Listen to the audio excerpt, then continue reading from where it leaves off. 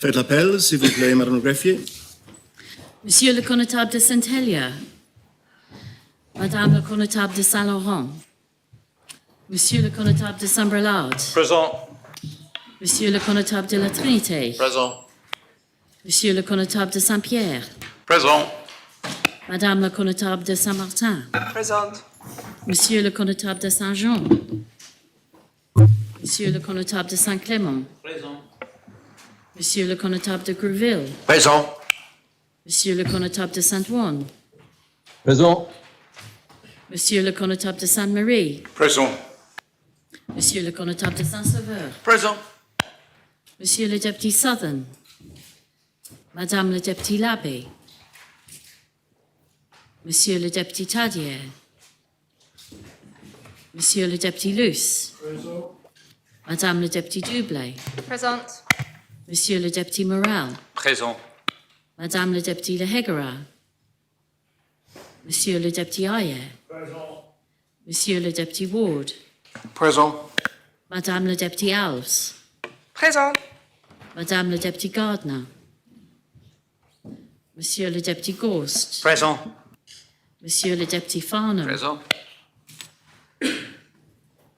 Madame le député Moore, Monsieur le député Mezek, Présent. Monsieur le député Ozef, Monsieur le député Balash, Présent. Monsieur le député Coles, Présent. Madame le député Poré, Monsieur le député War, Présent.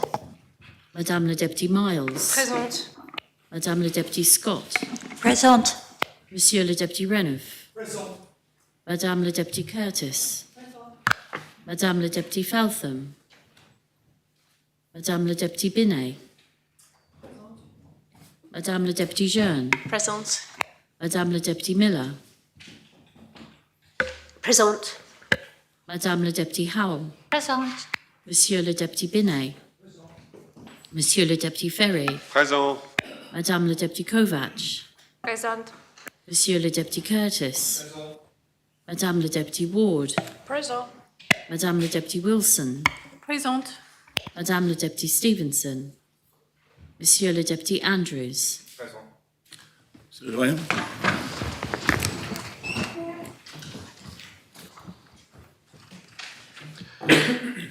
Notre aide soit au nom de Dieu qui a fait les cieux et la terre. Amen. Amen.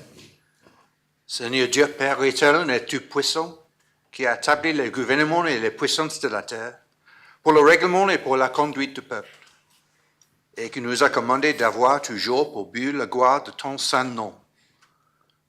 Nous te prions qu'il te plaise de donner à cette assemblée le don de conseil et de prudence, d'unir les cœurs et les affections de tous ceux qui la composent, de les conduire tellement toi-même par ton Saint-Esprit, que toute leur délibération est accompagnée de ta bénédiction.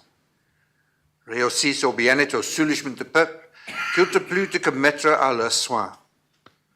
Car nous t'en prions au nom et par les mérites de ton Fils bien-aimé Jésus-Christ, notre Seigneur, qui nous a enseigné de t'invoquer en disant: Notre Père, qui es aux cieux, ton nom soit sanctifié, ton règne vienne. Ta volonté soit faite sur la terre comme au ciel. Donne-nous aujourd'hui notre pain quotidien.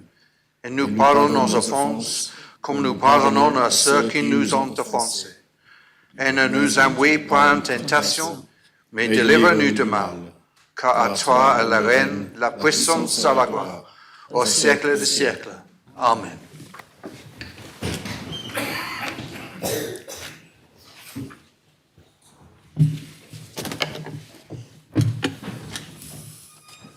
Monsieur le connétable de Saint-Hélier,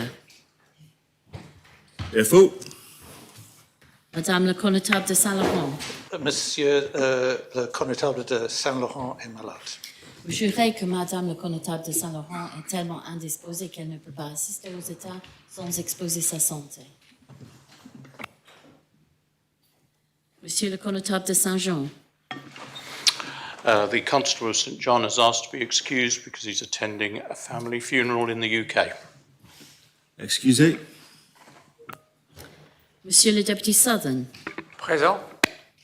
Madame le député Labbé, Sir, Deputy Lavie has had some urgent family business to attend to this morning. She'll be in as soon as she can, and she's asked if she could be marked excusez, please.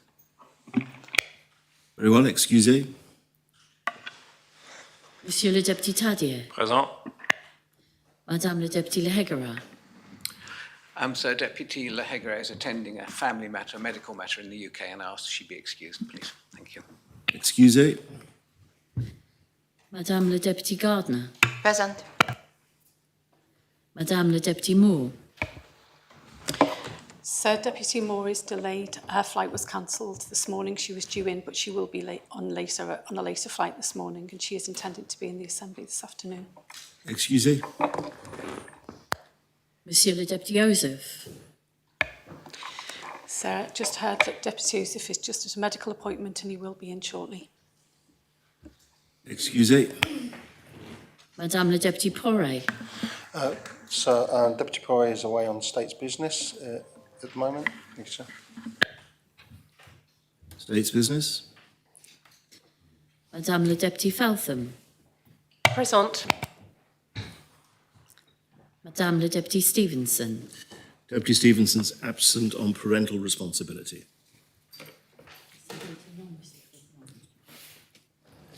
Les États sont constitués. On behalf of members, I would of course like to welcome His Excellency the Lieutenant Governor to the Chamber this morning. There are a number of subordinate enactments under B. A number of matters have been presented or laid as described on the consolidated order paper under section C, and the following propositions have been lodged. Marine Spatial Plan P44 2024 amendment lodged by the Environment, Housing and Infrastructure Scrutiny Panel. Marine Spatial Plan Second Amendment lodged by the same panel. Marine Spatial Plan Second Amendment lodged by Deputy Renouf. Delivery of 3 bilingual primary schools P45 amendment lodged by Deputy Balash. Draft multinational taxation global anti-base erosion Jersey law amendment lodged by the Minister for Treasury and Resources. Draft multinational corporate income tax Jersey law P54 lodged by the Minister for Treasury and Resources. Management and maintenance of Havre Depart bathing pool and cafe lodged by Deputy War P68. Management and maintenance of Havre Depart bathing pool and cafe amendment lodged by the same deputy. Funding for culture, arts and heritage lodged by Deputy Tadier P69. Pets in rental properties lodged by Deputy Catherine Curtis P70. Reporting on ministerial affairs lodged by Deputy Moore P71. Finance 2025 budget Jersey law lodged by the Minister for Treasury and Resources P72. Draft limited partnerships Jersey amendment law lodged by the Minister for External Relations P73. Modern languages in schools P74 lodged by Deputy Tadier.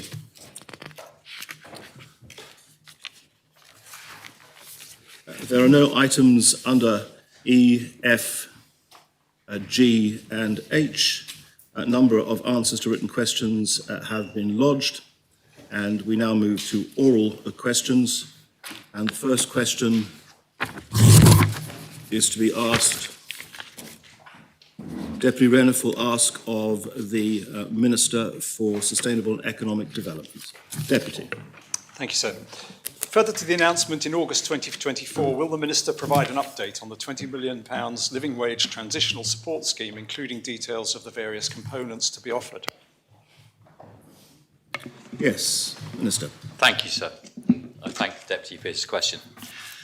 Sir, the Cost of Living Ministerial Group met last week to discuss the proposed package of measures, which over 25 and 26 will be as follows.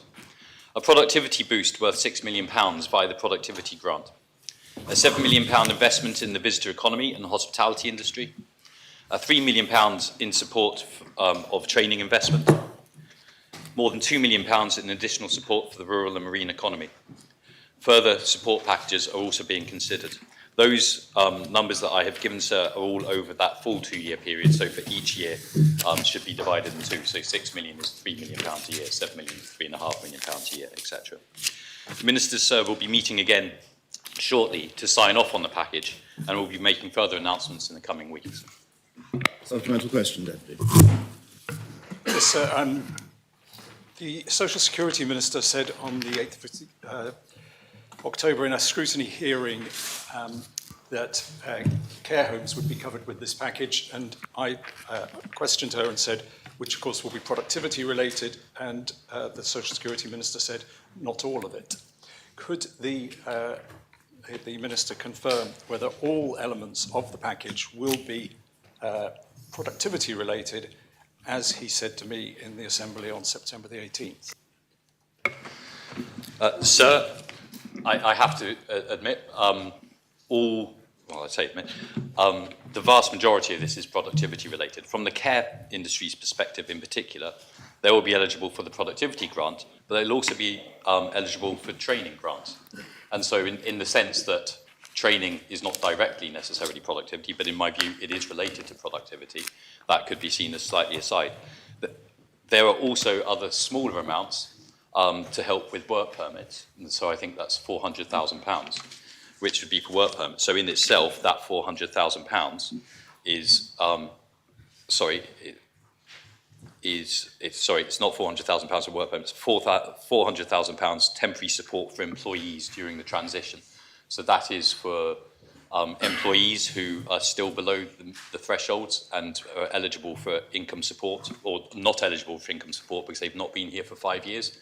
And so that £400,000 is not directly productivity related, but it is the vast, vast minority of this money. So in that sense, to the letter, there are small parts of this package which are not directly productivity related, but they are absolutely very small parts. Mr Deputy Viscount, before you leave, could you switch off the Solicitor General's microphone button? Thank you very much indeed. No, that's the Attorney General is now on. There should be... Perfect, thank you very much indeed. Deputy Alex Curtis. Thank you, sir. Will the Minister advise what specific changes have been made during 2024 to the design of the productivity support scheme to give him assurance that it will be deliverable at such a large scale? I don't quite understand which changes the Deputy might be thinking of, but the overall package of the scheme is very similar to where it has been for a few months. We are working with Jersey Business. To ensure that they are able to deliver this scheme at scale, as the Deputy suggested. Supplemental question, Deputy. Thank you, sir. I believe the last time the productivity support scheme ran was in 2023. And I read to the Minister the statistics from Jersey Business's report, which detailed approximately 90 expressions of interest, 81 applications and 4 successful applicants. Does the Minister think that this ratio of applicant to success is what he expects in this scheme?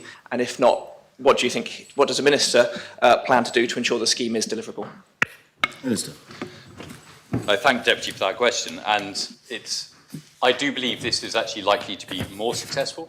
I believe the criteria will have changed to the extent that makes it more interesting for businesses to be attracted to it. So the grant is likely, though not confirmed, and this is one of the details we have to confirm, is likely to cover a maximum of 75% of project costs, with 25% being paid by the business. That at the moment in 2023, it was a 50-50 split. Also, we will have minor grants and major grants to make it easier. Minor grants will still have important governance from a public finances manual perspective, but they will be easier to pass through the system quickly. Obviously, the larger grants, which are likely to be above £5,000 up to a maximum of £75,000, are going to require a greater amount of governance. So by having a kind of two-tier system, we intend to help grants flow more quickly. I just want to caveat that at the moment, that's what we're looking at is 5,000 to 75 for the larger grants. In case that changes, I just want to, members to be aware that it could change, but I doubt it. Deputy Dublé. Thank you, sir. In a previous answer to an oral question, the Minister committed to share the full breakdown of how this 20 million will be allocated by the end of September or the beginning of October. Could the Minister advise whether this has happened or not, and if not, why not, and when this will be shared with members, please? No, I must apologise for not having done so. And the reason is because it hasn't been signed off yet by council ministers. There's no other reason. But as soon as it is, we'll be able to share that, certainly with scrutiny, but elsewhere. I mean, I'm not hiding anything from anyone. This is just a matter of the formality of the way it went. It hasn't gone through council ministers yet. Supplemental question, Deputy? Thank you, sir. Could the Minister advise when this will be available to members? And also, following the dissemination of that information, would members also be able to have information about how the effectiveness of this funding is going to be measured so that the public can also see whether this money is being used effectively?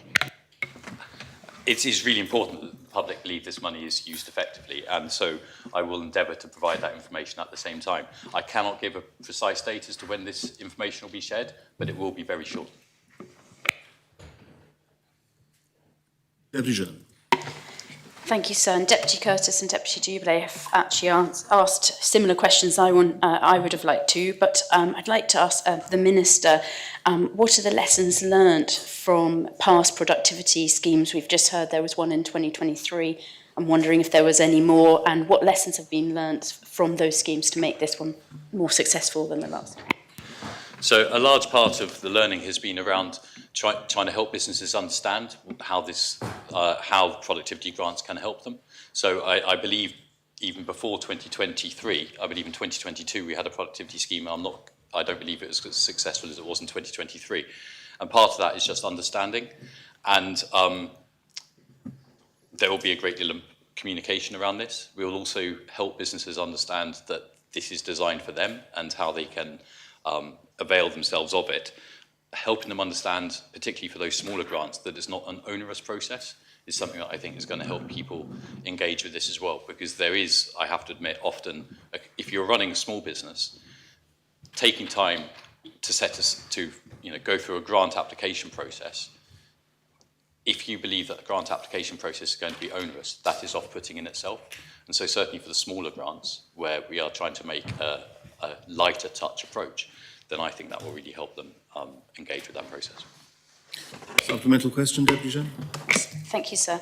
And within these different productivity schemes that you outlined, how has the Minister implemented other policy areas that the Council of Ministers have signed up to, for example, on climate issues, environmental issues, social issues?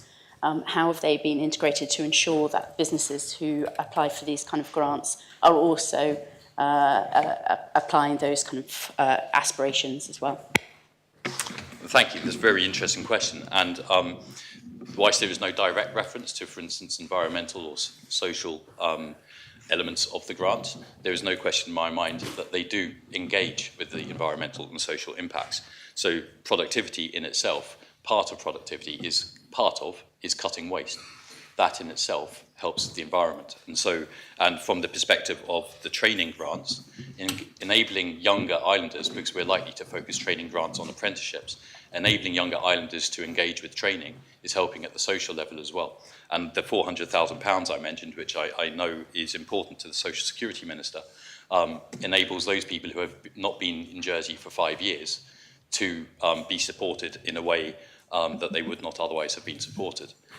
Despite their working, it helps them with their income. And so there are absolutely social and environmental themes that run through it. They're just not talked about explicitly.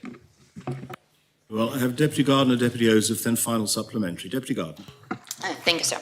There are people who raise concerns with me about local businesses who benefited from the furlough scheme during the COVID, can see in this one something similar. It was 80% subsidized wages. If it's not correct, how the Minister ensure that the businesses will be able to carry on after 2 years, pay living wage and not and continue to operate? Understanding the financial kind of stability, effectively, of businesses into the longer term will be part of that grant application process. It is not going to be a case of providing support to a business and then, with the view that, once this support is gone, the business is likely to fail. I don't think a business in that situation would be likely to be able to avail themselves of grants. So understanding the financial standing of the businesses that apply will be an important part of that process. Supplemental question, Deputy. Yes, thank you, sir. Businesses who are not able to pay now a living wage, would the Minister provide, for clarity, a typical example how productivity grant, specific productivity grant for specific business or charity will help for the business or charity to pay wages? So I think it's really important that these grants are not there to help businesses pay wages. These grants are there to help businesses become more productive and so reduce their reliance on wages. That's the key difference between this. These are not subsidies for wages. So I ask to give a specific example to explain this statement, because we've heard this statement. Can the Minister provide specific example how this product... I think the position was that you asked for a specific example related to the payment of wages, and the Minister can't provide that because it's not about the payment of wages. I'm not sure that the Minister has done other than answer the question as posed. I ask how productivity grant will help provide the wages, how it would work. But I think the answer, Minister, unless I'm mischaracterising you, is not the answer the Minister provided, is that the productivity grant will not help the wages. That's not its function. And so an example as to how it will help the wages seems to me has been answered by the Minister. That's my ruling, Deputy. Deputy Joseph. Thank you, sir. Deputy Dublé and Deputy Jeune have asked the question about timing of this 20 million amount of money, because it builds on the question that I asked the Minister about this when he said, as has already been said, he said he would be publishing or hoping to publish the details of the scheme by the end of September. Now, it's 3 weeks on from that. He said to the Assembly that it's going to be subject to Council of Ministers approval. He said there's going to be a great deal of communication about it, but could I press him on when members who are now approaching the deadline for budget amendments, and this has already been the subject of one budget amendment that he will know about the source of funding from Social Security, lodged by Deputy Balash, when is he going to publish the information about the spending of a £10 million scheme, which he has kindly explained this morning, to members so they can scrutinise it and, if necessary, bring forward amendments within the budget timetable? So, as previously mentioned, I cannot give a precise date on that, but it will be imminent. Supplemental question? Well, we'll leave that imminent for other members to make their mind up. He has said that it's subject to Council Minister's approval. Well, it was a rubber stamp, but could he not actually just publish it? May I just press him on one part of the scheme? I didn't hear him, and I'm sorry if I didn't, whether or not the agricultural sector is going to have an allocation. He spoke about the visitor economy. Is the agricultural sector going to be having an indicative ring-fenced amount? And just for the avoidance of doubt, does that include cannabis growers? So the agricultural sector is going to have an extra, it's going to have a slice of this, and it's £1.1 million per year, so it's 2.2 over 2 years.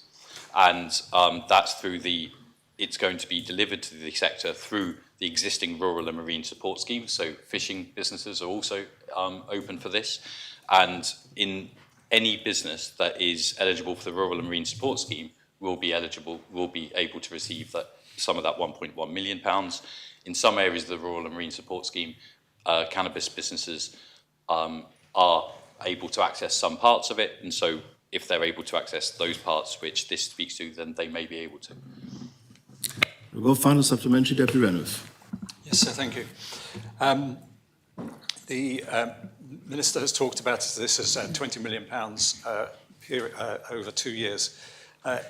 Is there a risk that there will be a mad sprint to get £10 million a year from companies, and that this will form a cliff edge at 2 years' time? And therefore, what I would ask is the intention that it will definitely end at 2 years, and will all the money be dispersed within that 2-year period? I'm unable to foresee the future, so I cannot guarantee one way or the other as to whether all money will be dispersed in that 2-year period.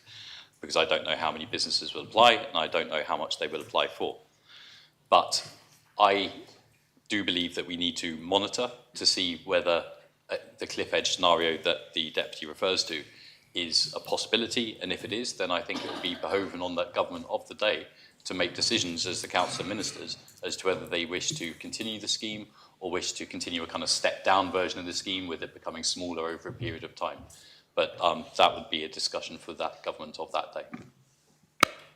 Very well, we come to question 2. The Deputy Andrews will ask of the Chair of the SEB. Deputy. Thank you, sir. Will the Chair advise what policy, if any, applies to the engagement of former employees to provide consultancy services to the government, and what time period, if any, must have elapsed before a former employee may be engaged in such a way? And so, with Deputy Andrews' permission, Deputy Ferry will take the question. Thank you. Deputy Ferry. Thank you, sir, and I thank the Deputy for the question. So, the Government of Jersey has re-employment guidelines, and there are no restrictions if a former employee has resigned of their own accord. Individuals who have taken voluntary release, voluntary severance, or voluntary early retirement from their employment with the States of Jersey may not return to work in any capacity with the States of Jersey for a period of 2 years or the duration of their payback period, whichever is the longest, unless they repay a proportionate amount of their redundancy payment.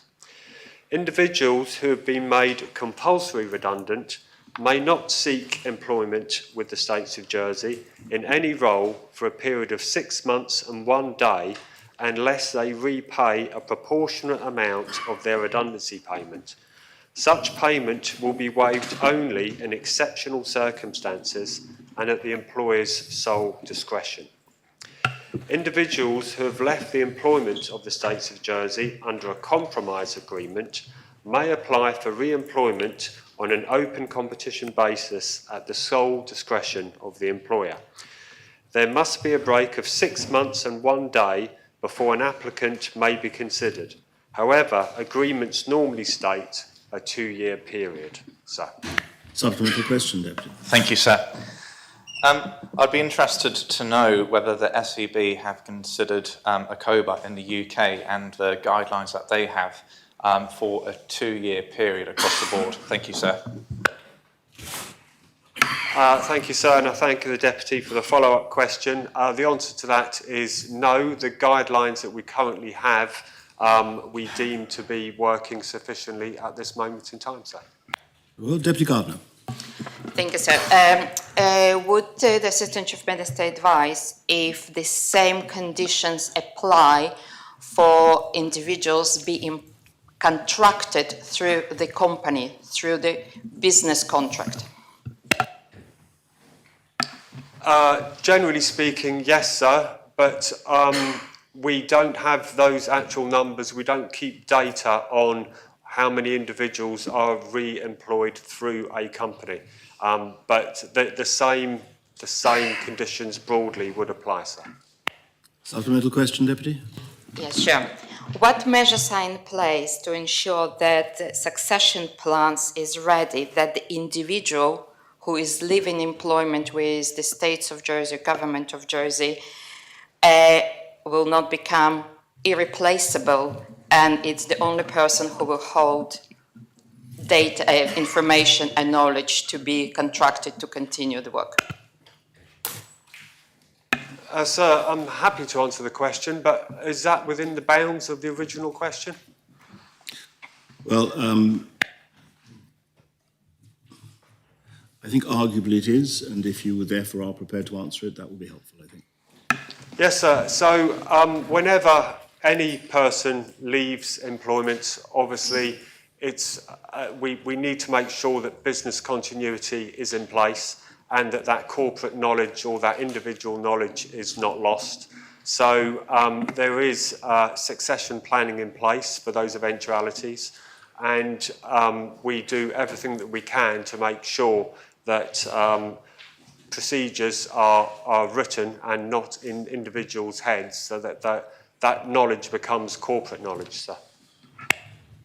Final supplementary question, Deputy Andrews.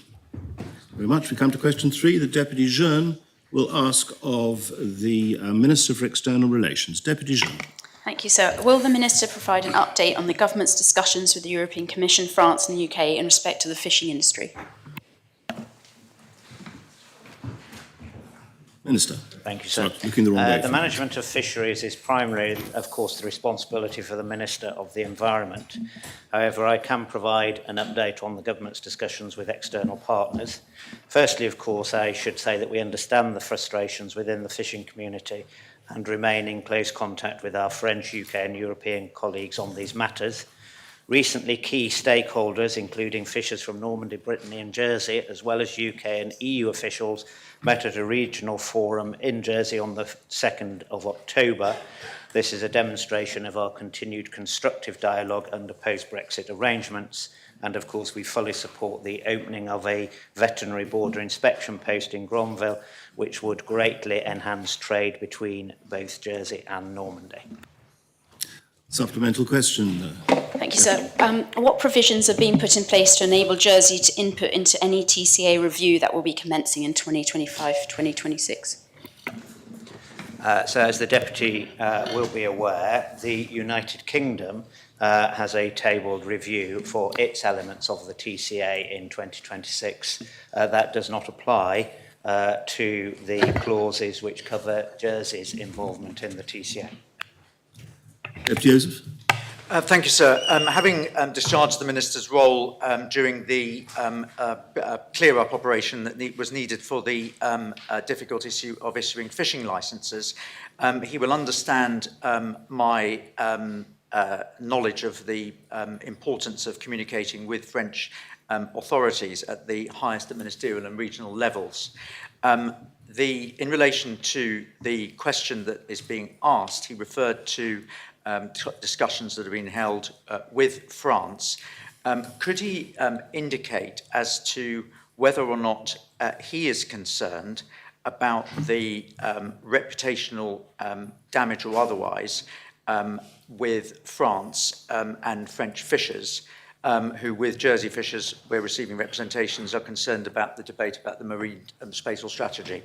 Can he elucidate exactly what discussions he's had, what his concern is, if he has any, and whether it's going to be damaging? Minister. Thank you, sir. And of course, I hope all Assembly members recognise the good work that he and the predecessor to my colleague in the Environment Department did in ensuring that a normal relationship was delivered post the difficulties of licences, and the current minister keeps up that good work and is working very closely with colleagues in France. This, in relation to his actual question, this has been the subject of a number of conversations which I have had with ministers in Paris, with Her Excellency, the Ambassador, the French ambassador in London. We've had those conversations with regional officials. The Chief Minister was at the Normandy summit only a fortnight ago, and I supported him in that work. It was very clear to me, and is very clear to me.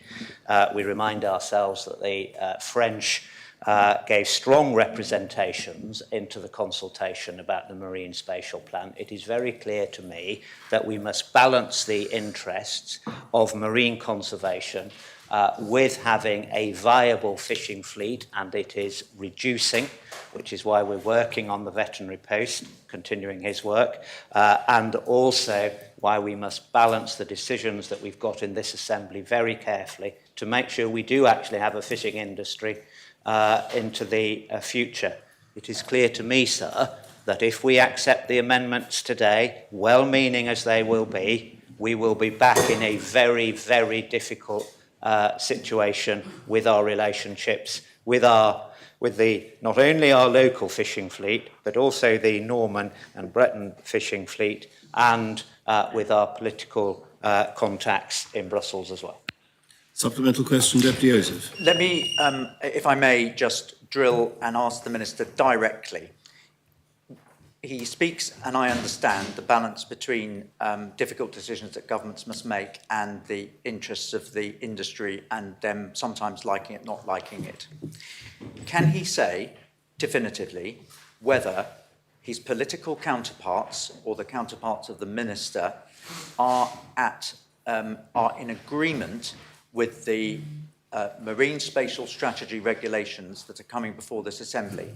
In other words, would they make the same approach that we are making in their waters? Therefore, does the political body in France, regional, national, or EU, support the government decisions of Jersey? Minister. So it sounds an easy question to answer, but it's difficult because the French have got a political policy which is 30% by 2030, but French political counterparts have reminded me in person that just because there is a political policy doesn't mean to say it's going to get delivered within the timescale and in the way that we, when we make a political policy, might deliver. There are already concerns in some quarters about the marine spatial plan that the minister himself has lodged, and there are areas there which are uncomfortable to both fishing communities. I personally think that balance is right, but I'm absolutely clear, and we'll get to this in the debate, so I will not be supporting the amendments for all of the reasons that the deputy is suggesting in his question. It's been made clear to me that would cause us great difficulty. So my question is whether the political body of France agrees with the political stance of Jersey, in essence, and that's not been answered. Perhaps you could just provide that. I have to say I was trying to concentrate, but I didn't fully hear. I think I said that my political counterparts in Normandy had made it clear that whilst there are some areas that they, of the existing marine spatial plan, that they are uncomfortable with. He will know about the certain of the no-catch zones. The real difficulty that would be presented to them and the areas that they have real difficulty is moving beyond what the minister has already presented. And that's notwithstanding their own political desire to have 30% by 2030 of their own waters as marine spatial plans. Deputy Renouf. Yes, sir. Would the minister agree with me that the foundation of the success of Jersey in negotiating the situation so far with fisheries has been the careful application of the TCA, and in particular Article 494, which commits to the precautionary principle to promoting the long-term sustainability of shared stocks and ensuring selectivity in fisheries to protect juvenile fish as found in merle beds. Would he agree that whatever we do going forward, we should ensure the firm application of the TCA, and that will give us the strongest negotiating hand in negotiations with France, as it has in the past? Minister. So, of course, I would agree with the commentary and the reading out of the articles in the TCA. Carefully, I think, was a word that he referred to, and carefully is an important word. There is a quadrilateral group that discusses all of these matters. The previous questioner pushed me on saying what my view was and what French politicians had said to me. I've relayed that to the Assembly. Therefore, it will be for the Assembly to make these decisions. The details about fisheries management, of course, is well outside of my brief and falls very squarely in the brief of the Environment Minister. Well, supplemental question, Deputy. Yes, sir. The point I'm trying to make is that we, of course, have to have due regard for the French, and we should consult with them, and we need to have good relations. But so long as we are acting with the full legal authority of the TCA, then we find ourselves on a firm foundation. Could I therefore ask whether he is prepared to explain these points to the French when they make their arguments about our desire for marine protected areas, and to push back using the TCA as his foundation?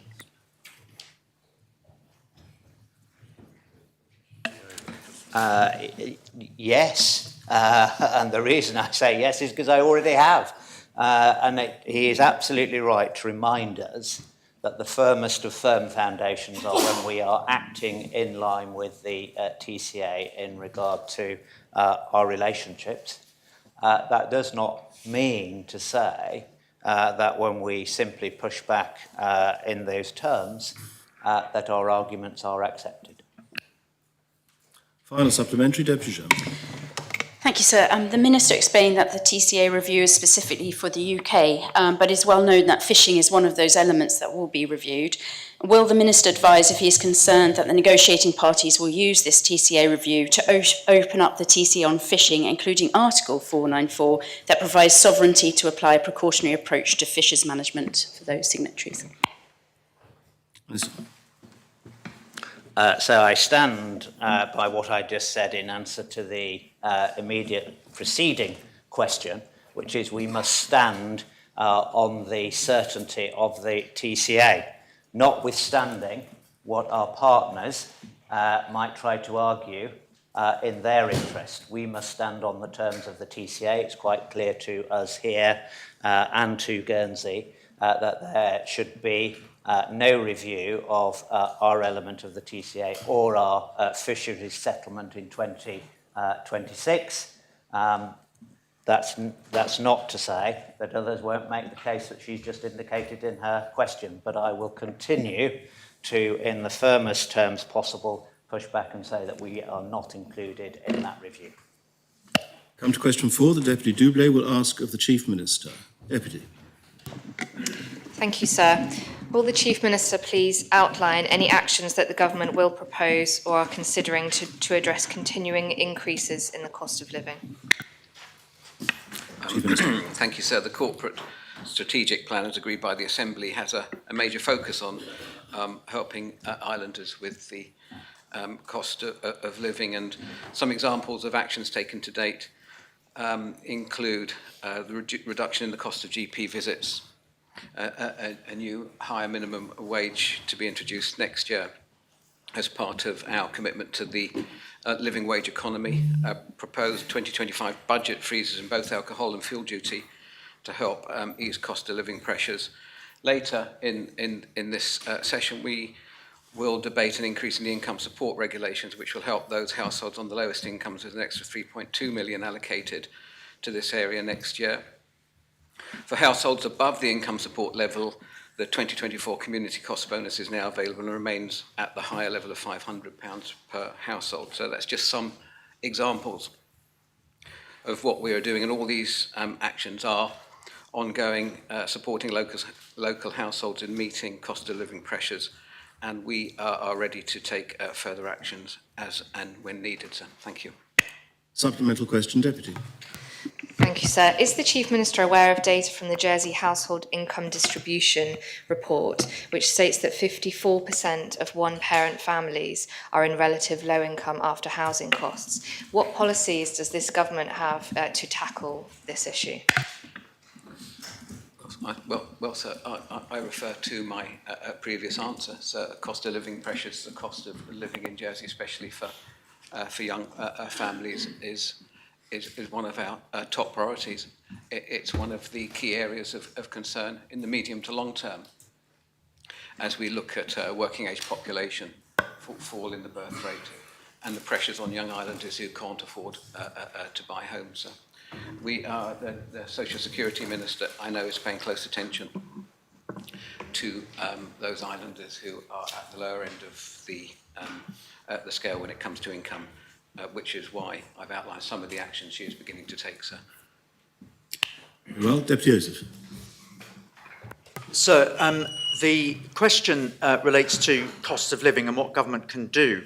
Professor Sir John Vickers, in the 2015 report on the functioning of the competition policy, said in his foreword, it's important to stress that competition is not just a task of the Competition Authority, i.e. JCRA. Other institutions, above all government, must take its role. I won't go on to quote. He didn't, in his answer to Deputy Doublet's well-made question, make any reference to the importance of competition. Just giving more money from taxpayers to people on low incomes doesn't work in the longer term. It's by making competition work and lowering prices. Could he address the issue as to whether or not he, as Professor Sir John Vickers said, his government will be addressing competitive issues? If so, what are they? Because I don't know anything that he's doing about that.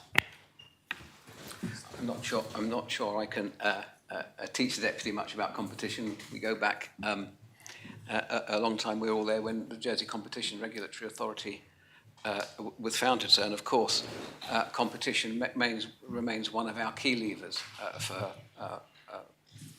bearing down on inflation and the cost of living. As members will know, we have a fiscal policy. We don't control monetary policy, which isn't always helpful.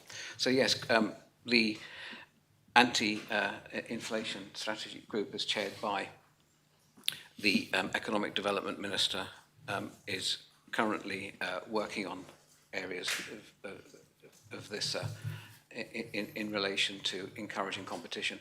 I can't immediately go to the list of actions that are proposed, but I'm happy to share that with Deputy Joseph. But of course, encouraging a competition under the competition law in line with the work of the JCA, which keeps a watching brief, on our local economy is vital, sir. And we want, as a government, we want to do. You'll have to excuse me, sir, I've been struggling with a bit of something lately, so if I'm not very loud, I do apologise. And so we will continue to promote competition wherever possible, sir, and the benefits of the economy and cost of living, making sure we can do what we can. But it is challenging, sir, with the limited tools we do have. Supplemental question, Deputy Joseph? Well, I'm not sure that I got much more than just words. Professor Sir John Vickers said government needs to ensure that it creates the right environment for the for the JCRA itself to work. And he says he's going to give me a list of the things that he's doing. Can he think of one thing in the area of competition, which at the end of the day is a vital, important part of the reasons why, as the FPP have pointed out, that we've got growing local domestic inflation? Could he give me one example of what he's and his government is doing together with other ministers to deal with increasing competition and what they're doing, their role, not just that of the JCRA, as Professor Vickers said? It's tripartite. Government should be on the case. We've got rising inflation. Could he name one thing that government's doing in the competition area that's going to make a difference to households? Well, so like I say, we have competition. We have regulated markets, for example, in telecoms. The government funds, for example, the Consumer Council, which promotes competition through local business. So those are two existing examples of how we address competition. So thank you. Deputy Coles. Thank you, sir. One of households' biggest single expenditures, which seems to rise unchecked, is the cost of rent. The Minister for Housing has indicated that he will be bringing the new residential tenancy law later this year. Will the Chief Minister confirm whether he's likely to support rent control stabilisation measures that will be brought within this? I'm not sure till I've seen all of the detail, but that's a debate we'll have around the Council of Ministers table, sir. We make our decisions consensually, and I don't think that one will be any different, but I look forward to seeing the detail. Thank you. Supplemental question, Deputy? Yes, sir. Insurance is another factor which has increased exponentially since Gibraltar stopped underwriting insurance for the Crown dependencies. What has this Chief Minister and his government done to see if these rates can be reduced? I'm sorry, sir, I was distracted. Could you repeat the second part? Well, Chief Minister, I mean, you'll appreciate that I have to remonstrate with you because this now is taking up time, but would you repeat the second part of your question? Certainly, sir. Gibraltar has ceased underwriting insurance for Crown dependencies, which has seen many Jersey residents' insurance premiums increase exponentially. What has the Chief Minister and his Council of Ministers done to help alleviate this? I simply don't know at this stage, sir. Sorry. I have Deputy Andrews, Deputy Alex Curtis, then final supplementary. Deputy Andrews. Sir, I had my light before. So, well, if you had your light on before, Deputy Gardner, I'll add you in. I have to say that I didn't notice it, and the general rule is, unless I look at you in the eye and nod, please don't assume you've been noticed, but perhaps you thought I had. Very well. Deputy Andrews. Thank you, sir. What impact, if any, does the prospective government budget have on crowding out the private sector and potentially adding to the domestic inflationary pressures that we already have? Thank you, sir. Yes, Chief. Okay, so I was just wondering if that was related to the original question, but I guess it is sort of. Is the Deputy referring to the potential reduction in headcount, for example? I'm not quite sure what he means by crowding out. Well, I think... would you like to pose your question differently in a way that perhaps is... Indeed, sir. Yes, yeah, well, that's fine, sir. Sir, I am aware that the Council of Ministers have brought forward proposals in the forthcoming budget, and I want to know what impact, if any, will some of those policies have on domestic inflation, and also what impact will that have in terms of cost of living? Thank you, sir. Thank you, sir. Generally, the budget is aimed at helping to relieve living pressures, as I've mentioned some of the examples. We've already taken action on. Some are included in the budget, for example, the freezing of alcohol and fuel rates. In addition to that, so we are looking to curb costs in the government, the expenditure of the government, our net revenue expenditure, and I think that's important.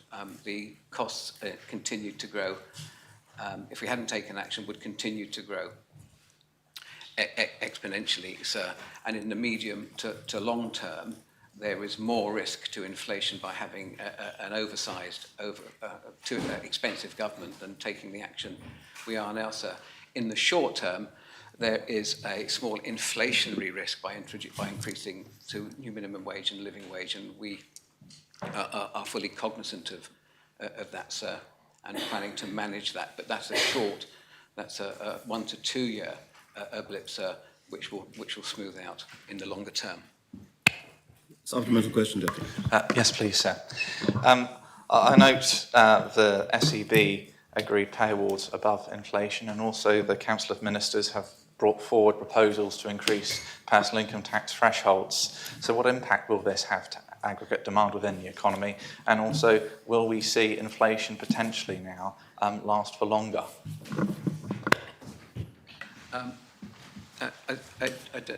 The items that the Deputy mentioned, sir, I'm reliably informed will have a very minimal impact on upward inflation, and will be, and the other aspects of the budget will help to bear down more. So the net impact on inflation will be a positive or negative, whichever way you want to look at it. So members will also know that a lot of the inflation we suffer in Jersey is largely out of our hands and depends on other actions taken in the rest of the world. So, but currently our RPI forecasts are due to fall. We eagerly await the next one, which I think is due out imminently, and we'll be able to comment more once we've had a chance to study the details of that, sir. Thank you.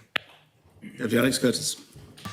Thank you, sir. The cost of housing is widely considered one of the largest drivers of many cost of living challenges. Is the Chief Minister exploring what role government needs to take to ensure the open housing market functions in an affordable manner? Yes, sir, and that work is largely led by the Housing Minister. We have examples of schemes which have been introduced, which are shown a promising start, sir. Of course, the real driver of house prices is a supply and demand issue. And we found our our forecast on that changing. 2 or 3 years ago, we were looking at a demand for, I think, up to 8,000 homes over the next 10 years, with revised population figures, post-Brexit, post-pandemic, labour shortages. We've seen our population predictions fall. That's allowed some of the housing supply to catch up with demand. And if we can find a balance where the supply and demand of housing, especially family homes, is more equal, so then that will have a very positive bearing on the cost of homes. If we can then, with policies brought in by the Housing Minister, help specifically younger islanders to buy family homes, then that's something we'll continue to support strongly, and it will evolve as we learn from the schemes we're running now, sir. Thank you. Supplemental question. Thank you, sir. Between 2018 and 2022, the island's population dropped by circa 200 at the same time as well over 1,000 properties were built. Will the Minister advise how the supply-demand argument explains this? Not off the top of my head, sir. No, sorry. Deputy Gardner. Thank you. We know that one of the most impacted groups are pensioners from the cost of living, people who depend on the government pension. Would the Chief Minister agree to raise the living rate pension to the same level as bringing the living wage? Thank you, sir. Ultimately, that would be a matter for the Assembly. The old age pension increased by 5.4% in October. This is above the RPI OAP figure of 4.4%, and so that's the current status. But as I said, sir, that's not something I would consider doing without full debate and an evaluation on how that might impact on the Social Security Fund and the contributions we will be required to make in the future, sir. Supplemental question, Deputy? Absolutely. It's interesting that the Chief Minister mentioned 5.4 with inflation when the wages for the public sector raised for 8+1, and we know that inflation was much higher. I understand that the living rate pension will not be considered this term. In this case, would the Minister follow CSP that we all agreed and ready to make next step, would think to reinstate work that has been done on the workplace pension to ensure that future generations has decent pension to live? Thank you, sir. I'm sure we're prepared to discuss that. It's ultimately a matter for the Social Security Minister, but the short answer to that is yes, we're prepared to discuss it. Thank you. Final supplementary, Deputy Dublé. Thank you, sir. After housing costs, the biggest cost for islanders is food.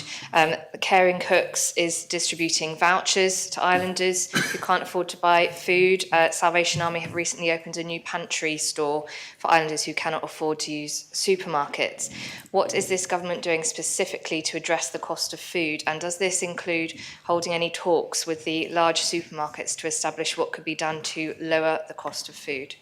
I understand the Minister for Sustainable Economic Development has had conversations, I know, with French food chains, sir, to answer the last part of the question first. I refer to my first answer, sir, where we gave some examples of where we're providing additional financial support to those lower household incomes, sir, and that work continues. That helps to offset the cost of living, sir, including the rising food costs, sir, and also the move to a living wage, sir, through a new minimum wage system, I think will be most helpful again in helping those that are operating on the lower end of the income scale. That work is all in progress, sir, and we remain open-minded to introducing new intent. Sorry, sir, I've lost the word. New actions, for want of a better word, if necessary. But we are determined to continue to help islanders with the cost of living, and we're committed, sir, to continuing to introduce policies and run policies that help within our toolbox of what we can do with our fiscal policy, which bears down on the rising cost of living. Come to question 5. The Deputy IA will ask the Minister for Infrastructure. Deputy. Thank you, sir. Will the Deputy Chief Minister outline what plans, if any, he has for the Lido at Halfday Par in the period between the current tenant's departure from the premises and a new lease being signed by the next tenant? Thank you, sir. Sir, Yes. on behalf of the Minister for Infrastructure, I can confirm that the intention would be to use the period of vacant possession, whenever that might be, to show interested parties the full extent of the facility for which they'd be invited to tender. I can also confirm that during the period, the intention would be for a food and beverage concession to be operated and for the toilets and changing room facilities to be made available in the usual way, sir. Supplemental question, Deputy IA. Thank you, sir. Does the Deputy Chief Minister have any intention of allowing the current occupant to remain in situ to ensure that there is a seamless transition between tenants? Thank you, sir. Sir, I think the Assembly will appreciate this is a little bit difficult for me in the absence of the Infrastructure Minister and the Deputy Infrastructure Minister to make plain what the current intentions are. I became involved with this, and as the Assembly well knows, it's not my department. I got asked to take this question several days ago, and as recently as yesterday afternoon, I sought further legal advice on the status of the current occupancy, and I'm still awaiting further advice on that. So I think, given all of those factors, it would be very difficult for me to answer that question. Deputy Gardner. Would the Minister comment on the close proximity between Lido Half the Papal, Fort Regent and the relict La Folle, and why all three of them suffering from the same problem? I'm not sure that falls within the parameters of the question, Deputy, which is... I believe they're in one district and all of them have problems with the tenants that left and not replaced, so I might ask the question. I'm sorry, no, that question simply does not fall within the parameters of the question as posed. In which case there has been no second question. Deputy Gardner, do you wish to try an entirely different question? Yes, sir. Right, I would like right. to try an entirely different question. What insurance Minister can give if the current tenant will vacate the property, that this property will not follow the route that we have with La Folle and empty spaces at Fort Regent? So I'm not in a particularly good position to make any assurances, but I think the likelihood of that happening is not great. So if that's probably the best way I can answer that question at this point. And I would also say that the question does relate very specifically to the period of vacant possession, and I'm not quite sure that falls within that, but it's just an observation. Well, final supplementary, Deputy IA. So I beg your pardon, Deputy Jean. Thank you, sir. And this is a question that really I have no answer of, so I'm interested to understand. Is that the Minister could outline the current tenant has been asked to vacate the property, including taking away all the equipment out of the properties. That includes dismantling the kitchen and the bar area, and I assume other things that they have put in. What happens if the current tenant then wins the lease again in a few months' time? What happens there? Because of course there is a number of costs that the tenant has had to endure to take out the stuff in Half Day Par at Lido, and what happens when they have to put it all back again because they will have to do more costs to them.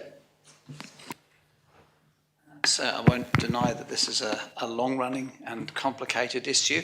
I'll make the point again that I've sought further legal advice, and depending on the outcome of that advice, some of those things may or may not be resolvable. So I think that's the most I can do to answer that question, sir. Did you have a supplemental question to that, David? Well, it would help very much in trying to understand for the debate that is due to take place later. So if the Minister could circulate his answer before then, that would be very useful. Thank you. I don't invite questions, but of course, during the course of any debate, one of the law officers will be present and are able to give legal advice. Final supplementary, Deputy Aye. Thank you, sir. I understand that the Deputy Chief Minister is not capable of responding for the Infrastructure Minister, but possibly he may be able to respond to this. In the latest Lido Steering Group newsletter, it states that a new lease was agreed between Deputy Tom Binney and the tenant. Does the Deputy Chief Minister recall whether such an agreement was reached, or was it rather that the tenant refused to sign? Thank you, sir. Once again, that doesn't, in my view, relate to the question, but I'm happy to answer that. It's quite correct that I think, to be precise, a lease was presented, but it wasn't formally agreed or signed by the tenant, sir. Very well. I'll just take a pause here to mention something that's come out of the last few questions, not singling anyone out in particular, but for the questioners, standing orders require that the questions are succinct, and therefore there's not a mini speech in front of them, a point possibly, and then a question. And then standing orders, rather current practice of the Assembly, is that any answer should not exceed 1 minute and 30 seconds. I could just remind, because both of those things, in my judgment, have been breached at a number of stages during questions thus far. Very well. We come to question 6. The Deputy Wilson will ask the Chief Minister. Deputy. Thank you, sir. Further to his response to oral question 176/2024, in which the Chief Minister advised that his government was producing departmental plans, will he advise whether these departmental plans will be available prior to the debate on the proposed budget, Government Plan 2025-2028, and if so, when will they be published? And if not, why not? Chief Minister. Thank you, sir. The business plans cannot technically be finalised until after the debate of the proposed budget. So I said I would try and make some plans in the last available before the budget, but of course, having consulted with officials, of course, we can't finalise them until the budget's been finalised by the Assembly. So this was the case in 2023, 2022, 2021 and 2020, when the business plans were presented in January. So the departmental plans will be available in January 2025 after the approval of the budget. However, we will, of course, continue to provide as much information as possible in advance of the budget, not least through the scrutiny process. So members will remember that we agreed to lodge the budget earlier to allow more time for a detailed scrutiny, sir, and that's a process we're right in the middle of, sir, and I would like to think ministers are cooperating fully with that, sir. Thank you. Supplemental question. Thank you, sir. Thank you to the Chief Minister for his response. Could he consider that draft plans could be produced and that they don't just signal a statement of intent, but are populated with data that will allow us to assess the detail of the proposed delivery of the departmental plans in detail? Thank you, sir. Yes, I can actually draft business plans, as if I remember rightly, were issued in 2019. Some departments managed to get draft plans out before the budget, so I can certainly liaise with the relevant ministers and officials, and if we have any business plans that could be presented in draft, so I'm sure we will be able to do that, but I can't confirm that, sir, until I've had those conversations. Deputy Gardner. Thank you, sir. I'm really surprised that the Chief Minister changed his mind within the 3 weeks between the assemblies, when it was promised the plans would be published and now not. I would like to check with the Chief Minister, when budget has been created and presented, did Council of Ministers and each minister presented their plans? Because to create the budget, we do need plans. And if these plans were presented, can these plans be shared with the Assembly and with the public? Well, sir, it's Deputy and other members who have decided to focus on the business plans. We're not treating them in any different way than the previous government did. The previous government published their business plans in January. They didn't publish draft plans. The last draft plans were published were in Deputy Fundraise government 2019. And not since then, sir. I'm not going to promise that. As I said in my previous answer, we will I'll discuss it with ministers. If ministers and officials in those departments have got some draft plans ready, then we'll be prepared to share them. But I want to go back, okay, to the fact that we worked extremely long and hard, put some long hours and hard work into getting the budget out, especially the officials, early, so scrutiny had more time to scrutinise it. And I think we are working fully with that process, sir. So I'd urge scrutiny to use that process. If there's any doubts or any questions or any specific areas where they want more information, then they can ask as part of that process, sir. And to iterate, our business plan, sir, which will include each minister's priorities and the legislative programme, sir, and actually on that subject, I can confirm that the legislative programme for the remainder of this term of office will be published in November. Thank you. Supplemental question, Deputy. Absolutely. Interesting that the Chief Minister mentioned ministerial priorities, which are very important. Usually ministerial priorities publish together with the budget, because the ministerial priorities should be budgeted. Can we see ministerial priorities to be published before the budget? And if backbenchers would like to address and bring amendment forward, they will have a choice and options to do it through the budget. As I stated, sir, on many previous engagements, the previous government introduced ministerial plans. I have a copy here, sir. Those ministerial plans were basically, and I'll read from the introduction, sir, the ministerial plans form part of the government programme for 23-26 and set out each minister's priorities and the Council of Ministers' legislative programme.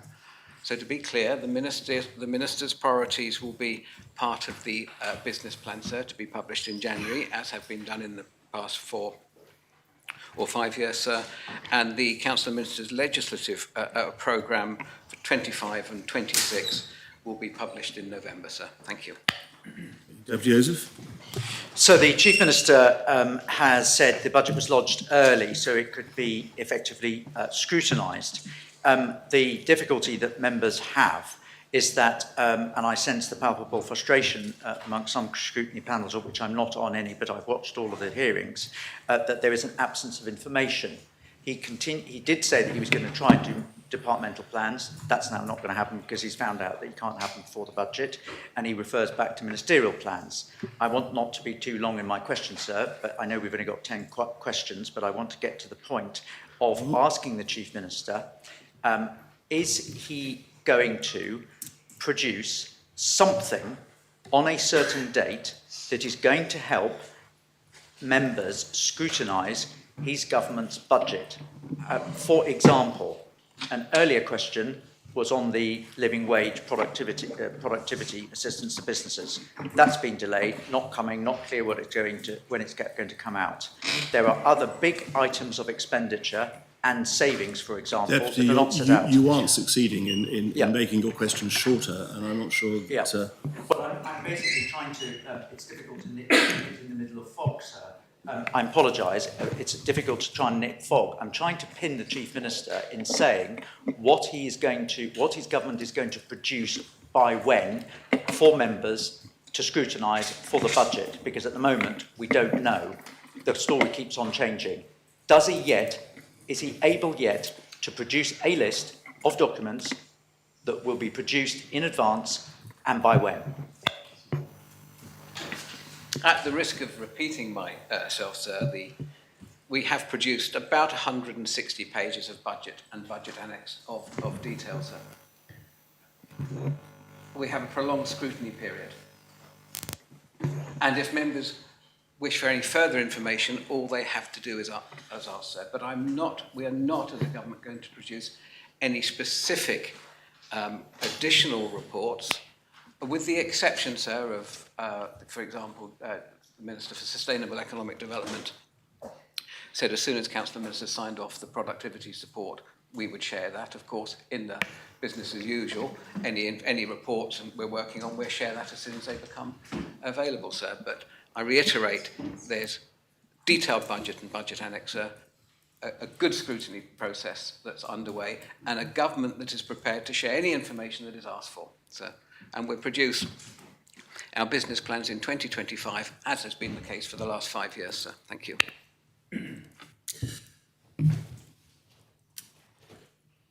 Deputy Jean. Thank you, sir. And as someone who is in the first term of the Assembly, but also new to scrutiny, I would just like to ask the Minister, what happens if the scrutiny doesn't know what it doesn't know? In the sense that I hear the Minister saying that it's up to scrutiny to ask for the information. But if scrutiny doesn't know what to ask, how do we know? Thank you. If scrutiny doesn't know what to ask, how do they know what to ask? I don't know, sir. Supplemental question to that? Yes, sir. And with that answer and the promise in this new government that there would be open and transparent and much more engagement between scrutiny and the government, does the Chief Minister not agree that to be open and transparent, the release of departmental plans that apparently were used to be able to help draft a budget that is quite top heavy and not with much detail underneath, that would help to ease this tension and questioning that the Minister keeps getting asked about actually can we ask in scrutiny if we don't know what we're asking? So I didn't mean to be flippant in my previous answer, sir. What I've said is we've produced, as has been the process for many years now, sir, a detailed budget annex with all of our expenditure. We've put all of the information in that we can, sir. We're having a long and detailed scrutiny process, sir. We must have had hundreds of questions from scrutiny in letters on a regular basis. Hundreds of questions from scrutiny, I repeat that, sir, which we are answering in an open and transparent way. I'm not sure what more we can do. So we are going to produce, I'll say it one more time for the record, sir, our business plans, ministerial priorities in January 25, and our legislative programme in November. And I've said in an earlier question, if there are draft business plans available prior to that date, sir, with the permission of the relevant minister, we will share those as well, sir. I can do no more than that. Thank you. Deputy Alex Curtis, then final supplementary. Deputy Curtis. Thank you, sir. In the 2024 business plan for the Cabinet Office under digital, one bullet point is, by the end of the current year, establish a prioritised list of modernisation and digital initiatives and projects. In the absence of a 2025 business plan this year, will the Minister commit to publishing to the public and scrutiny this prioritised list so we all know what our money is being spent on and what benefits we may see from digital? So was the Deputy referring to a bullet point in the Common Strategic? Sorry, could he just clarify what he's referring to? Thank you, sir. On page 3 of the 2024 Business Plan Cabinet Office published in, I believe, August 2024, this is a commitment of this year's work, and the question is in relation to the fact that there will not be a 2025 one this year. However, this is a commitment for further information that should be delivered upon. I'd like to check the text in the business plan, and if we've committed something, sir, we shall certainly endeavour, we'll do our very best to make sure we deliver it. Supplemental question, Deputy Curtis. Thank you, sir. The business plan does suggest that this list must be, the prioritised list must be established. Will the Minister go further and commit that this will be established and published? I can't immediately see a problem with that, sir, but I'd like just to check what we said, but I can't see a problem. Thank you. Final supplementary, Deputy Wilson. Thank you, sir. It's really to just ask the Chief Minister if he accepts that scrutiny is doing its job, and that at the heart of the question is the fact that we have a problem with the lack of detail, and that it is simply not there. Will he perhaps reflect on this discussion and consider if there is anything else he can do to help and assist us with more detail about what is coming forward in the budget? Well, of course, sir, we want scrutiny to be fully informed with as much detail as possible. So scrutiny need to outline to us, there's various scrutiny panels, where their concerns are, and we will endeavour to provide that detail, sir. Before moving on to the next question, it was mentioned during the course of this question that there are only 11 questions. I think the implication being that there should be an element of greater leeway. The presiding officer's approach is to take the total minutes available, divided by the questions, and have that resulting number as the nominal starting point for what's allocated to each question. And at the moment, some questions are coming under that, and some questions are going over that, even that generous amount. And therefore, standing orders are there for a purpose, and they should be applied accordingly in terms of the succinctness of the question and the time limit on the answer. We are marginal as to whether we make it through the next few questions in terms of the time allocated to us. I'll allow another couple of minutes for injury time because of what I've said, but I just want to make it clear that there is not a bottomless pit of time simply because there are fewer questions. Question 7, Deputy Tadier will ask the Minister for External Relations. Deputy. Thank you, sir. Further to concerns raised in the media regarding the conduct of the Jersey Financial Services Commission, will the Minister state what measures, if any, he has taken or intends to take to ensure the public can have confidence in the Commission? Thank you, sir. I recognise, as I've said, the disquiet and concern in the way that parts of the JFSC have operated and the legislative environment more broadly. I also recognise the need to ensure that there is balance between the need for regulation to meet international standards and allowing industry to continue to be competitive. I understand that industry and the public want to see greater transparency and accountability, and I have already announced a strategic review of the regulatory environment. This includes a review of the Jersey Financial Services Commission as the regulator of financial services in Jersey, as well as the legislative and regulatory framework more broadly. Supplemental question, Deputy. Thank you, sir. I thank the Minister for those comments. His review seems to be focused on a very much administrative process about regulation and possibly about an appeals mechanism, which you spoke to the media about.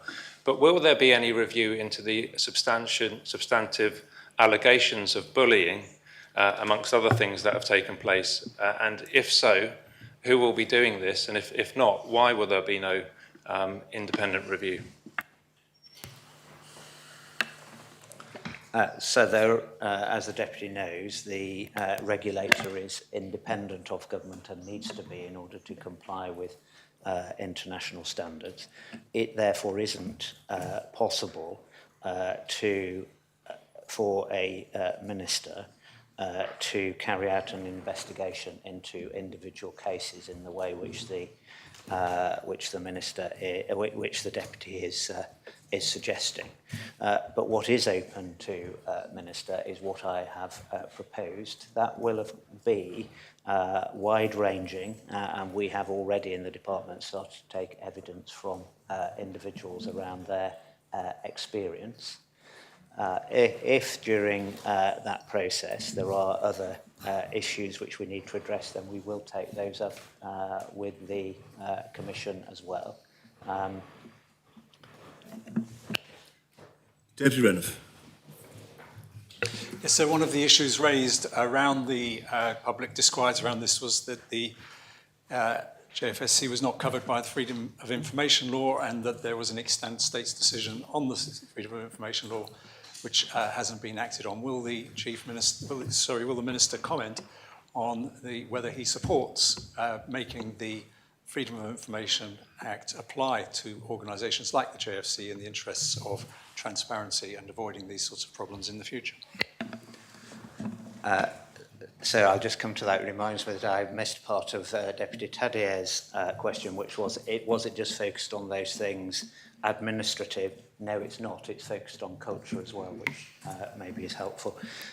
So I've not been in favour of extending the FOI legislation, as I've been quite clear about, because of the the way that our FOI law is drafted when it comes to commercial confidentiality.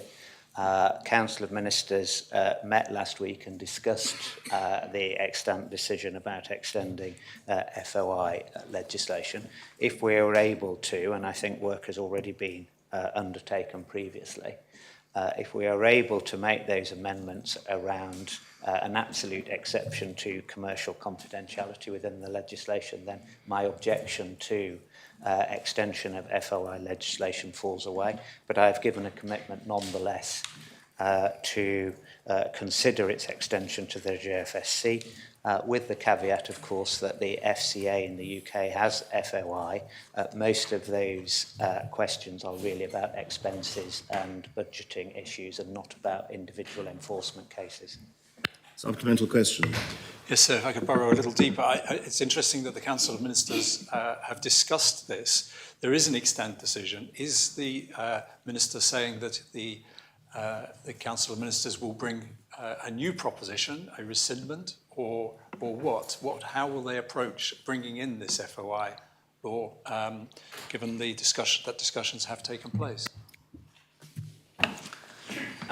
So in the same way that they do any legislation, of course, it needs to be a policy, I think I recall correctly, policy direction was given, which was to review the piece of work which had previously been undertaken, but then put into the buffers, as it were, look at drafting an absolute exemption for commercial confidentiality, and then bringing forward legislation which gives effect to both that and the extension.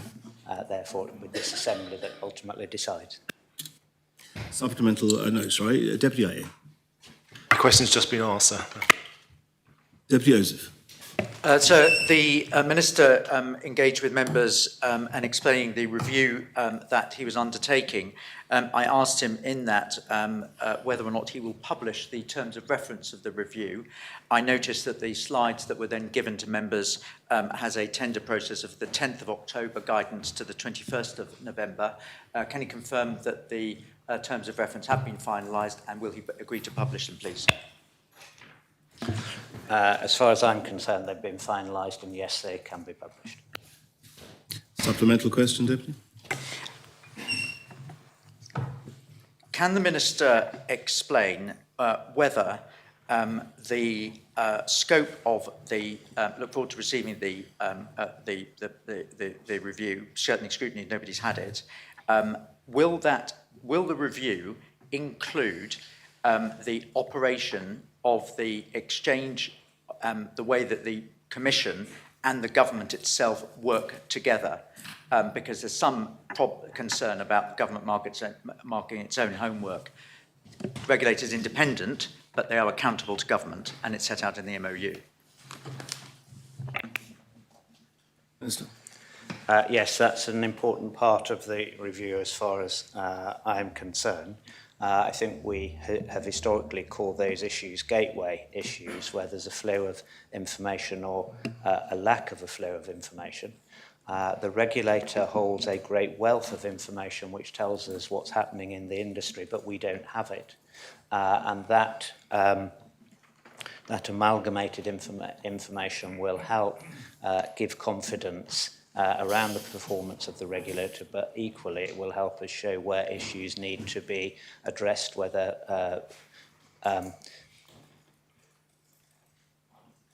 products are continue to be used successfully or not, number of registrations of Jersey companies on the register, and all of those important issues which will help deliver policy for the future. Deputy Jean, then final supplementary. Deputy Jean. Thank you, sir. Could the Minister explain how, if the Jersey Financial Services Commission is independent, that the government themselves are doing this review, and does that mean that other commissioners and commissions that are independent, the government can also do reviews?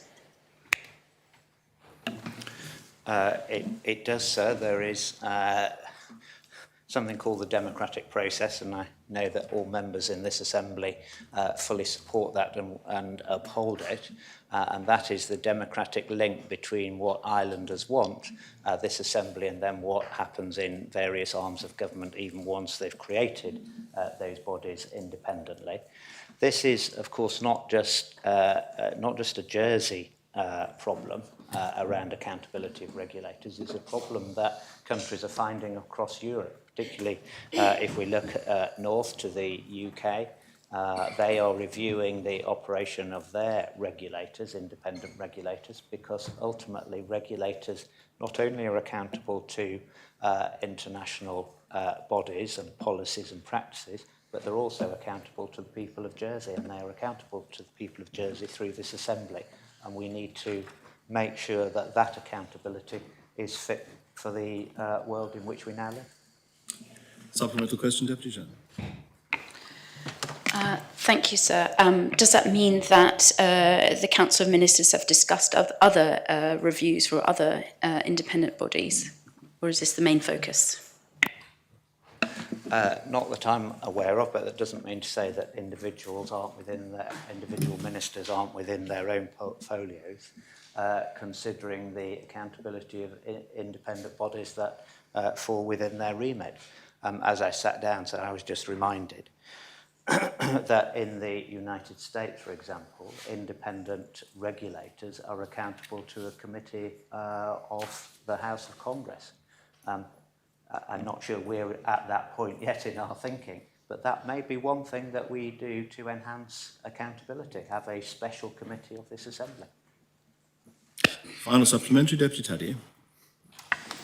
So my final supplementary might have been who regulates the regulator, but the Chief Minister has told us, sorry, not the Chief Minister, I must stop making that error, the External Relations Minister with responsibility for financial services has reminded us that it's government that regulates the regulator in this case, which I'll let members make their own thoughts and opinions about. But I bring it back to the point that very serious allegations have been made against the JFSC. These are allegations of bullying, misuse of power by the JFSC's Enforcement Division, and there are concerns about a lack of transparency and accountability more widely. Can the Minister give an assurance that these things, if they have occurred, will be brought to light and that there will also be redress? And can he indicate what kind of redress he would envisage for those who have been aggrieved or indeed harmed by this potential abuse of power and bullying?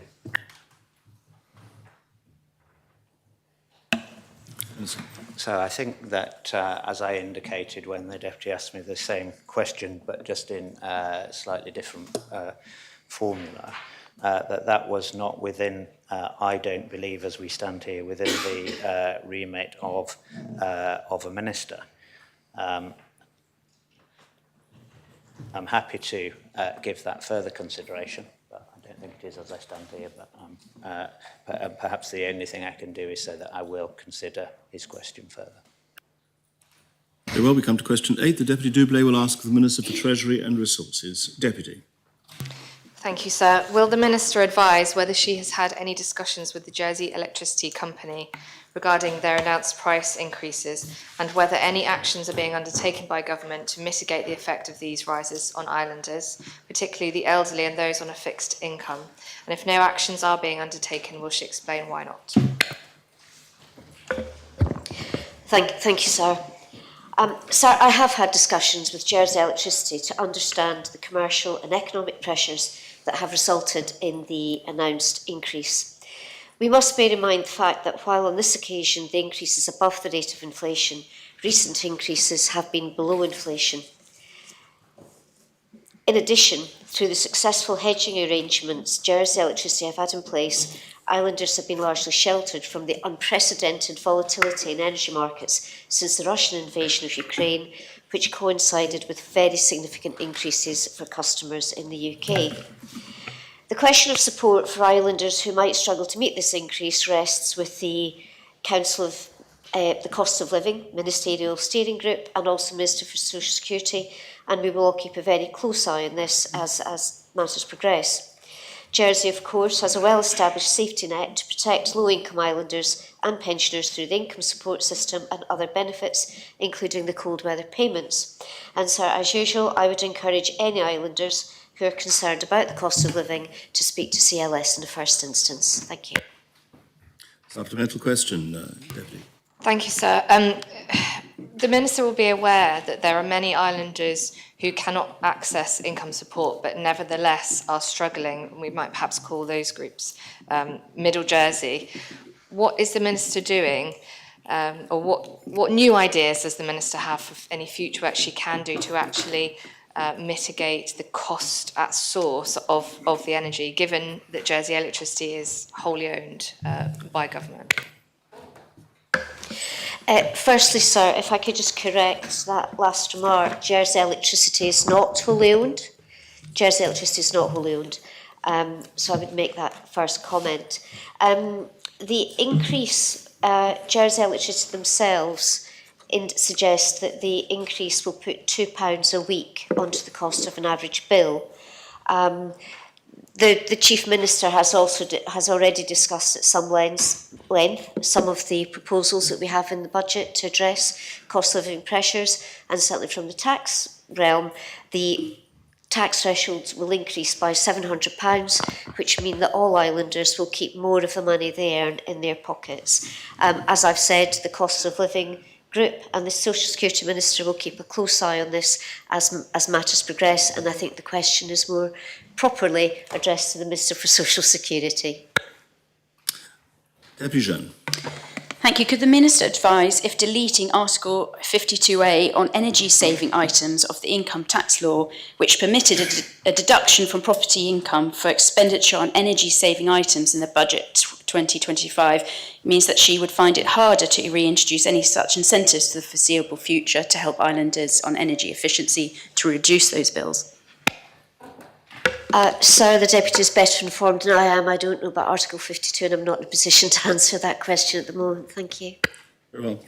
Do you want a supplemental question then? Yes, please.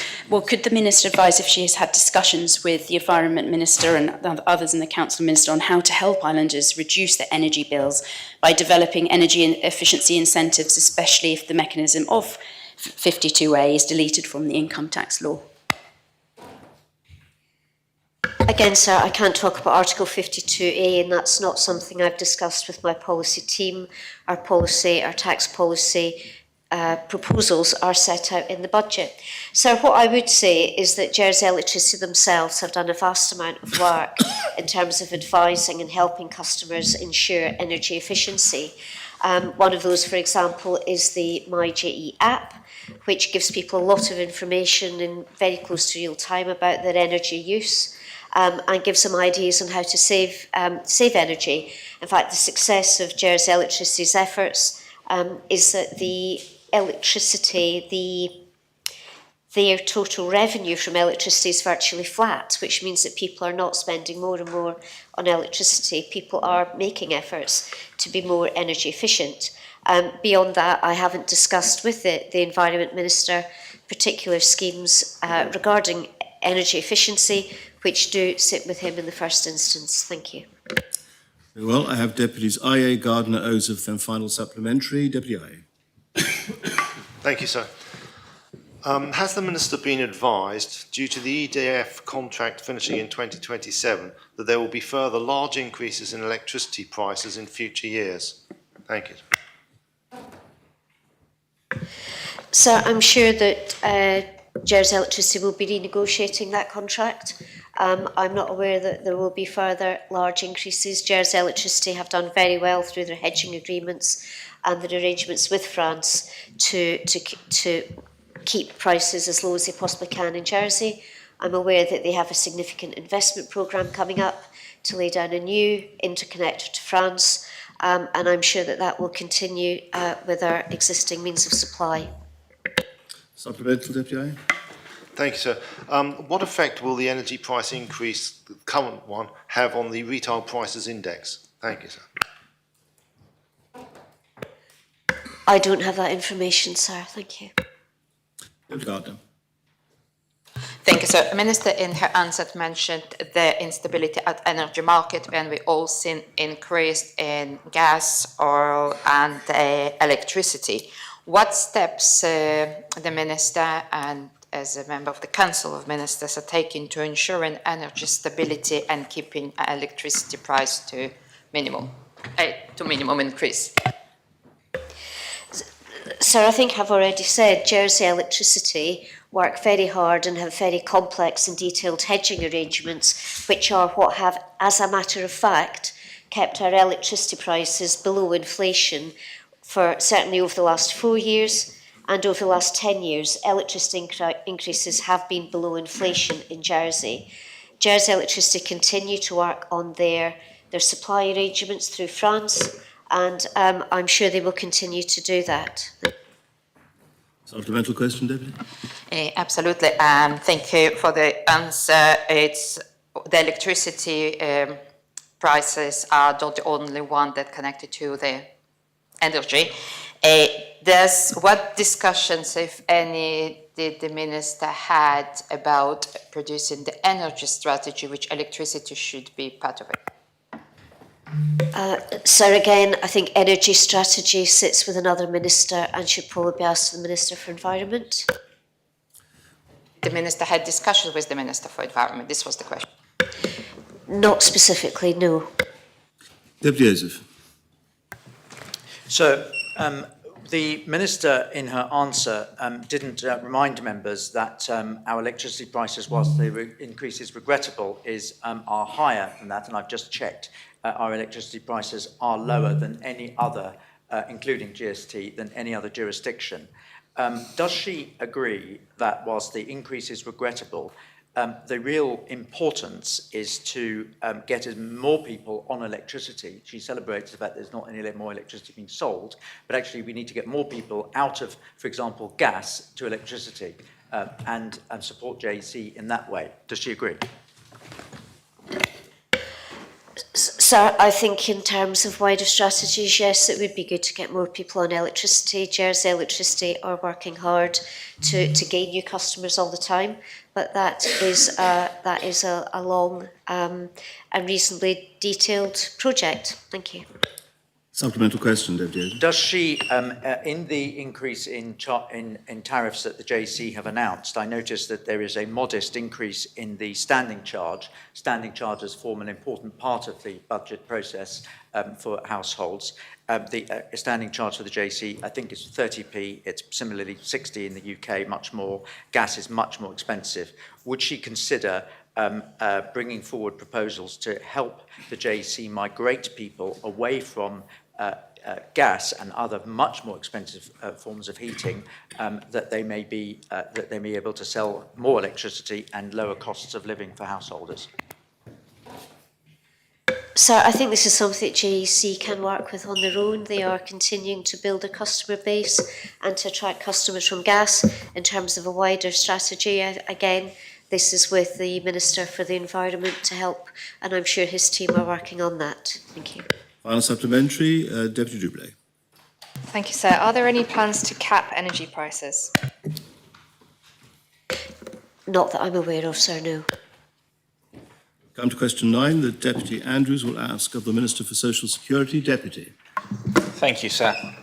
Further to the adoption of the draft Employment Minimum Wage and Benefits in Kind Jersey Amendment Law, will the Minister explain how the views of businesses will be sought in relation to the raising of the minimum wage whilst amendment law is in force? Yes, Minister. Thank you, sir. We have already, at a ministerial level, met with several key stakeholder groups, including business representatives, representatives of employees, and representatives of charitable organisations. That, alongside the analysis undertaken by the Chief Economist and further discussions that I'd had with the Minister for Sustainable Economic Development, have informed the approach that I will be taking and have taken to setting the minimum wage. Supplemental question, Deputy. Thank you, sir. Members will obviously be aware the Jersey Employment Forum have been removed from the process that was within the law due to the State's Assembly approving a proposition earlier this year. And I want to know what impact that potentially has on certain businesses who might not be included in the consultation that is currently in place at the moment with the Minister and the Council of Ministers. Minister. Of course, any business or any individual can always exercise their democratic right to contact their elected representatives and have their voice. I made it very clear when I brought the changes to the legislation that this is very much a political decision. It's something that many of us in this assembly stood and told our electorate that we wanted to do. So I have taken the steps to enable us to stop going around in circles and take the necessary action to moving towards a living wage. We come to question 10. That Deputy Wilson will ask of the Chief Minister. Deputy. Thank you, sir. Will the Chief Minister state which specific aspects of the programme relating to public sector efficiency it is considered will result in an improvement in the island's economic conditions, and what are the risks, economic or otherwise, that have been assessed in respect of this programme? Yes, Minister. Thank you, sir. Continued growth in government expenditure is not sustainable. Delivering on efficiency will keep government spending down, enabling us to continue with a low tax base which supports ongoing economic growth by promoting and attracting investment, as well as ensuring people have more of their own money to spend in the local economy. Right-sizing the public sector means there should be as much labour as possible directed to where it is needed most in the private sectors to support that economic growth. Efficiency also ensures that our limited resources are spent where they are needed, most notably on frontline services, which is where this government has decided to make its a focus with the backing of the Assembly in the CSP. We're being more efficient with the capital programme, with a more realistic and targeted approach and better prioritisation to enable growth. Whilst changes such as these could create some element of very small risk, for example, the introduction of the inflationary risk of introduction of a new minimum wage. And but we are confident that we are taking the correct steps to safeguard the future of the economy. So the medium to long-term risks of not getting public sector spending under control at the cost of potentially an undynamic private sector are far greater than the small risk posed in the small inflationary risk posed in the short term. So, thank you. Deputy Renniff. Yes, sir. The Minister referred in his answer to right-sizing government. You can only right-size if you know what the right size is. Can he explain what the right size of government is? Well, I think you could ask every member of this Assembly that question, you'd possibly get a different answer. Right-sizing for this government is ensuring that we're using taxpayers' money in the most efficient and productive way. And we're not top-heavy with management, senior management that we don't need. That we are putting the right amounts of money into frontline services, which I think we have been in danger of neglecting in the past, and we've seen some of those services start to fall behind. So our definition of right-sizing, sir, is a productive, efficient, value for money public sector that delivers to meet the most pressing needs of islanders. Supplemental question, Deputy. Yes, sir. My point in asking was that if you're right-sizing, then you know when you've got to the right size. How will the Minister know, Chief Minister know, when he has reached the right size of government to deliver those objectives? I don't think we will, sir, and I don't think we should. This is something that needs to keep evolving. I think that's been one of our problems in the past. We set up a structure and we've sat with it.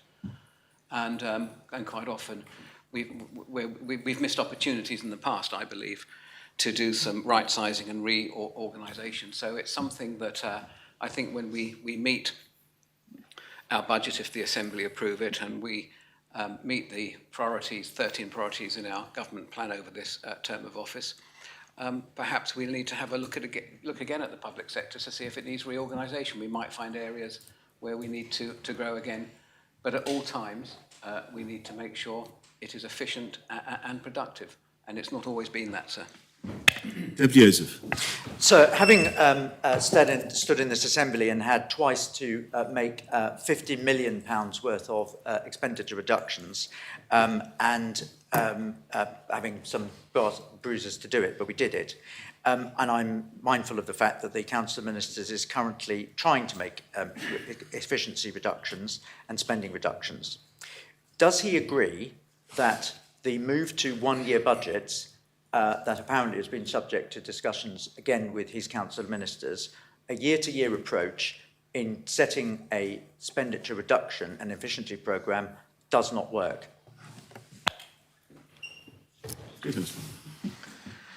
I think it can work. For decades, Jersey made a great success of annual budgeting. In modern times, we've changed. I think it's useful to have an annual budget and a 3 or 4 year forecast. And I think that was the intention and the model behind the government plan, now renamed the budget. So I would think it would probably be unwise to have an annual budget, but carry on as we are with an annual budget and our following forecast. But I think it's also worth remembering, if we were to go back and look at, say, the last 5-year government plans, 5 years ago, the forecast for the budget this year was a million miles away, I think, from what we actually are, because we have to keep flexing that, and we retain the ability to revisit every year, because if we've introduced policies that are working extremely well, we may wish to put more resource in that direction. If, on the other hand, we've introduced policies that aren't working, we'll pull back. So annual budgeting with forecasting and retain that flexibility, sir, I think is the right way. Supplemental question, Deputy. Let me have another go, sir.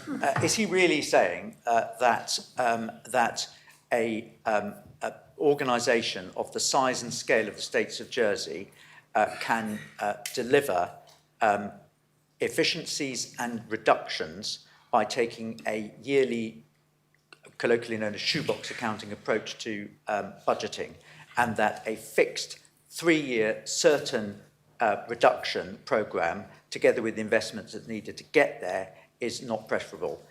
Does he really stand by his statement that year-to-year budgeting is going to reduce reductions, because no evidence anywhere else in the world, including OECD and other places, would agree with him? So does he really stand by it?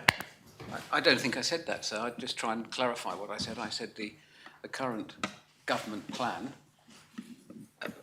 works relatively well. And as far as I'm aware, we have no plans to change it. Thank you. Final supplementary, Deputy Wilson. Thank you, sir. I would welcome the view from the Chief Minister as to whether or not he believes the private sector will be able to pick up the slack, given the scale of efficiencies and austerity he's promoting through this programme. Chief Minister. I do, sir. But we recognise the economic cycle could now be on a slight downward trend, which means timing might not be ideal. What that really means is that these actions should have come sooner, but they are still necessary. That's why we're taking them. Of course, I think if we're serious about economic growth, we need to make sure that the economy, all sectors of the economy, some of which are suffering acute shortages in skills, not least health, need to have access to as big a labour pool as possible. I support a smaller government and a bigger economy, and that's where we'll be pointing our policy over the rest of this term of office. So I do think that is the right approach. I don't think the private sector will be compromised by that. I think it's a good, sound, medium to long-term policy, sir, that we need to get moving on. Thank you. Final question, Deputy Renner, will ask of the Minister for Environment. Deputy. Yes, sir, thank you. Further to the response to written question 328/2024, will the Minister explain when he anticipates that a proposition to introduce development levies, as agreed through the adoption of P14/2023, will be put before the Assembly? Minister. Thank you, sir. So it's difficult for me to provide a definitive answer to the Deputy, because whilst the Assembly has on a number of occasions supported the principle of introducing such a charge, the economic landscape has changed considerably since the matter was last considered in detail. It's evident there are currently challenging economic circumstances for the island's development industry and the associated property market. The exploration of a further charge on the development industry in these difficult times will not necessarily lead to a positive outcome and may therefore not be prudent use of public funds to further explore this issue at this time. So I can't, sir, at the moment give any anticipated date. Supplemental question. So I'm slightly surprised by that answer. It's only January 2023 when we were last debating it. I don't think conditions have changed that much since then. I think the development industry would have made the same argument. I would expect, if that's the view, that maybe rescindment would be brought. So we agreed March 2025 for the implementation in this assembly.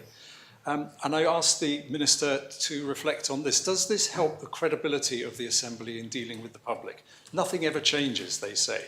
Would he offer some thoughts on how his answer will encourage faith and engagement in the political system? Thank you, sir. So whilst the States Assembly, as I said, approved the principle of establishment on a couple of occasions, first in the Bridging Island Plan debate itself, and as the Deputy says, in approving Deputy Kovac's proposition P14 in 23, the Assembly hasn't actually approved the necessary resources. In the government plan debate 24 to 27, the previous government, that the work wasn't taken forward because the monies weren't allocated, and in this current government, monies haven't been reprioritised from other ministerial objectives. I have to say to the Deputy, he's right, I can't see the deadline of the 31st of next year being met, but what I would say to him, which will give him some comfort, is that certainly before the next Island Plan debate, we will need to have this work done, and monies will have to be found because there will be considerable consultation required before we implement a levy of this time. Deputy Alex Curtis. Thank you, sir. The Minister did touch on the funding or lack thereof, and will the Minister advise whether he requested funding or support from the Council of Ministers or other areas of government for help to enable the delivery of this piece of work as soon as reasonably possible? And if not, what assurances can he give the Assembly that decisions made that request the Minister for Environment to perform an action will be acted on and delivered? So as the Deputy will know, we've had to work very hard on the priorities for this current government, whether that was financial, whether that was the reducing or stopping of consultancy, whether that was looking at vacancies, and we've had a number of issues we've had to resolve. Ministers have had to look very hard at what they want to achieve in the short term of government and what they can achieve. Certainly the ban on consultancy is a major factor in this work. I don't believe it would be possible for us to move forward with the development levy without having some really serious professional consultancy on this to ask people how they feel. I'm certainly aware, even without a levy in place, that certain areas, fields that were rezoned during the last Bridging Island Plan debate have not come forward, even without a levy in place. And I think it's really important that we understand the consequences of putting a levy out there on the industry and what that might do to zone sites that come forward in a future plan. Supplementary, thank you, sir. Will the Minister advise whether, should the Assembly make further requests of him, that at the point of those debates he will confirm whether or not, regardless of approval, he will actually action the work being requested?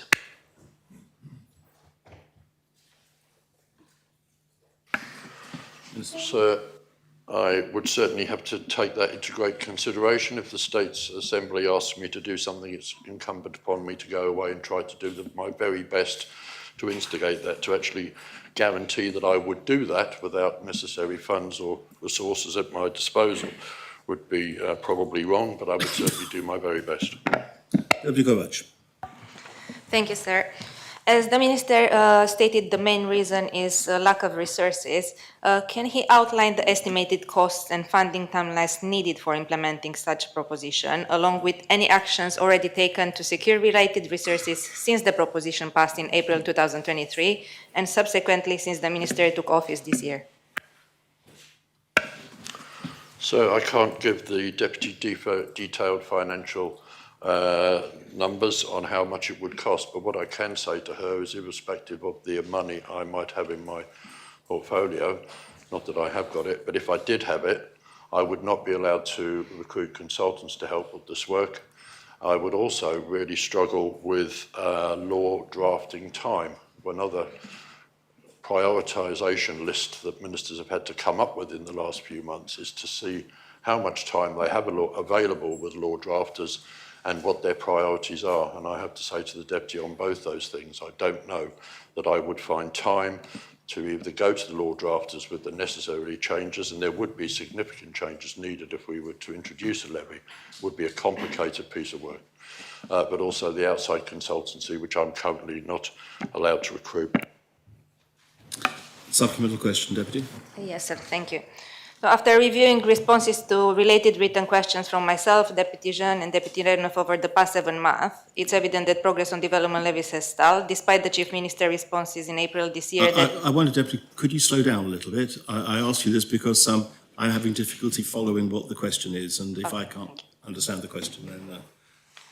So after reviewing the responses to all the related written questions in the last 7 months, and the Chief Minister response in April assuring that it's not going to be delay in this proposition, what specific actions will the Minister take to address the resources challenges impacting this initiative? How will he prioritize Assembly decisions in his agenda, and when can we expect a clear commitment from him and realistic timeline for advancing this proposition? Minister. Thank you, sir. I've already said that it's going to be impossible to meet the deadline of the 31st of March next year. I know what my budgets are for next year. I know the work I'm trying to get through next year. But when it comes to 2026, that will be another matter. I know I'm under even more pressure to reduce the amount of money I spend, the resources. I'm going to have considerable pressures, but I will say to the Deputy, I will definitely put it on the list for consideration for 2026, and we will see what can be done. Deputy Jean. Thank you, sir. A development levy was introduced to help reduce inflated land prices to actually help the construction industry. Zion Field being a prime example where affordable housing is quite hard because the developer had to pay an inflated land price from the landowner. So if the Minister is not introducing a development levy anytime soon, what other mechanisms has the Minister explored to help ensure that landowners don't inflate their land prices in anticipation of being granted change of use to develop housing? So I can't say to the Deputy that I've actively done anything to address the concerns she raises. The sale of property from one private individual to another private individual is a matter for them at the moment. I understand exactly what the Deputy's coming from, where she's coming from and where she's going to. And I know only too well the difference in price between agricultural land at the start of an island plan debate and the value of agricultural land at the end of that debate when that field has been rezoned. And I agree with the Deputy, as she will know, she may know. I've tried in the past to bring development levies to this Assembly. It's very complex, it's very detailed, and we need to remember that anything we do in regards of putting a levy on people has consequences which we need to explore properly so that we fully understand what we're doing. Supplemental question, Deputy Jean. Yes, thank you, sir, and thank the Minister for his answer. I believe from his answer, his focus is therefore then to develop a development levy, but in one of his answers he said before the next island plan. When does he foresee that the next island plan being developed? So as members will know, it was the intention the Bridging Island Plan would finish next year, and initially it was expected that we would have another Island Plan debate sometime between now and next summer.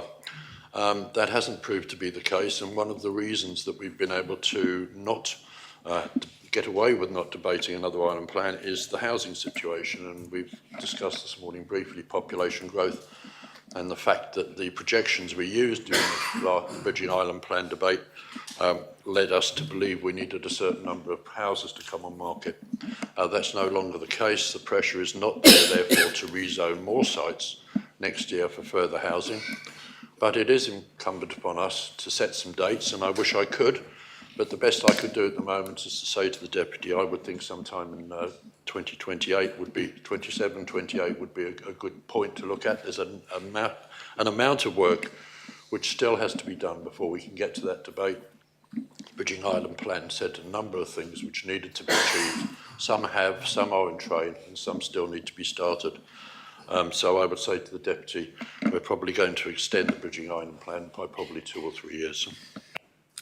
Well, I have Deputy Gardner, Deputy Joseph, then final supplementary. No other questions. Deputy Gardner. Thank you, sir.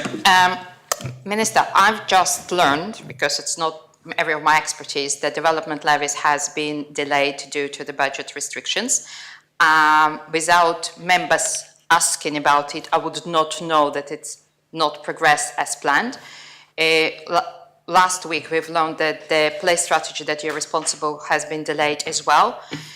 For the transparency, and I understand that you know your budget and what work streams would be delayed and would not be delivered for 2025, can you publish your ministerial plans and priorities that we will not search through the questions that we maybe don't know? Minister. So I do believe that the list of paused projects in my portfolio have been published, but if they haven't, I will say to the Deputy, and I'll be as quick as I can, that the paused projects and work streams that I had intended to do next year include, and which would now not be done, waste carrier certificate charges, prevention of pollution from construction sites, work on statutory nuisance law. I can't now explore the introduction of a development levy, which we're talking about. The St Villard's Bay Improvement Plan has also been subject of debate in this Assembly. Carbon offset purchasing strategy is something I'm having to delay. Performance certificates for dwellings legislation is something I'm delaying. Sustainable finance and the climate finance strategy, and also the island-wide footpath work is something else that I'm not able to do next year. As I say to members, we're all having to focus on priorities. I have got a list of priorities which I will be focusing on, but the Deputy asked me about what I'm not doing, and that's a short list of the work I'm not able to now complete. Supplemental question, Deputy Gardner. Thanks to the Minister, I've learned more, and I would request if Minister agree to publish this in the public domain, as I'll encourage other ministers to do the same. I'm very happy to do that, sir. Deputy Joseph. Thank you, sir. Would the Minister agree that the concept of planning levies can also be used by an alternative approach, which gets the same result, is the use of planning obligations when considering a rezoned site, for example? Would he at least give those members who are concerned about the absence of the progression of a planning levy some reassurance that he is seized upon the use of planning obligations for rezoned sites that can basically extract land value for the benefit of the community? For example, the 30 houses that were given in my late father's name in St Saviour, which now are owned by St Saviour by the developer. That was a planning obligation. Does he agree that planning obligations can be used, they were used, and they can be used again to deliver an alternative to what is otherwise called a levy?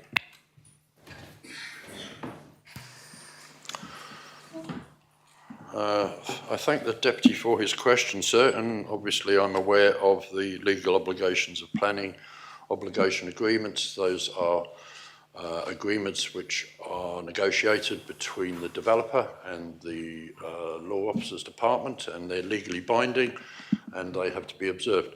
But the point I would say to the Deputy is that it's my understanding that development levies were going to focus on the increased price to the landowner rather than developer. What we're not trying to do here is increase the price of housing, but that planning obligation agreements fall to the developer to fulfil and not necessarily the owner. I understand, of course, that the owner and the developer may well in some circumstances be the same thing, but I will think further on the Deputy's suggestion, the using POAs to see if there's a way to get forward or take forward the argument for levies in the future, and I'll give it some consideration, sir. Thank you.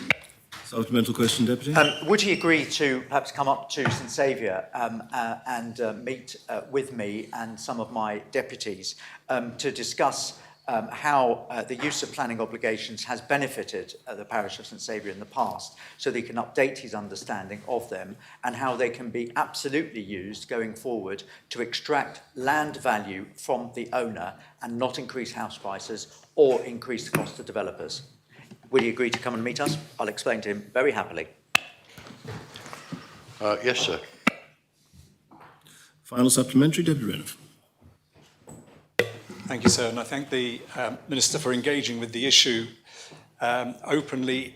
He made a comment that he does believe that the development levy needs to be introduced before the next island plan. Does he agree that it will become politically almost impossible to rezone fields in the future if the huge windfalls that have been seen in the past are not tackled through a development levy before rezoning is agreed? Minister. So I think it's my view that at any stage of an island plan, whether it's just after it's been introduced, in the middle of it, towards the end, a week before the new plan comes into play, that any owner of a site will take a view. Some owners will take a view that their site that might have been worth tens of thousands of pounds may well be worth a few millions of pounds, and they would be happy to sell. But I can say to the Deputy, I know of landowners who have stuck to their guns and actually refused to sell unless they had a very inflated price, and that wasn't at any particular part of an island plan cycle. But I take his point on board, and introducing anything to do with development, to do with planning very close to the start of a new island plan debate is fraught with difficulty. States members get plenty of pressure from members of the industry, from members of the public, from people who might own land which may be rezoned. And I accept the fact that close to island plan debates are not the best time to do anything in the way of a development levy, so I take his views on board, sir. Very well, we come now to questions to ministers without notice. The first question period is Minister for the Environment. Before I open it, just let me make a note.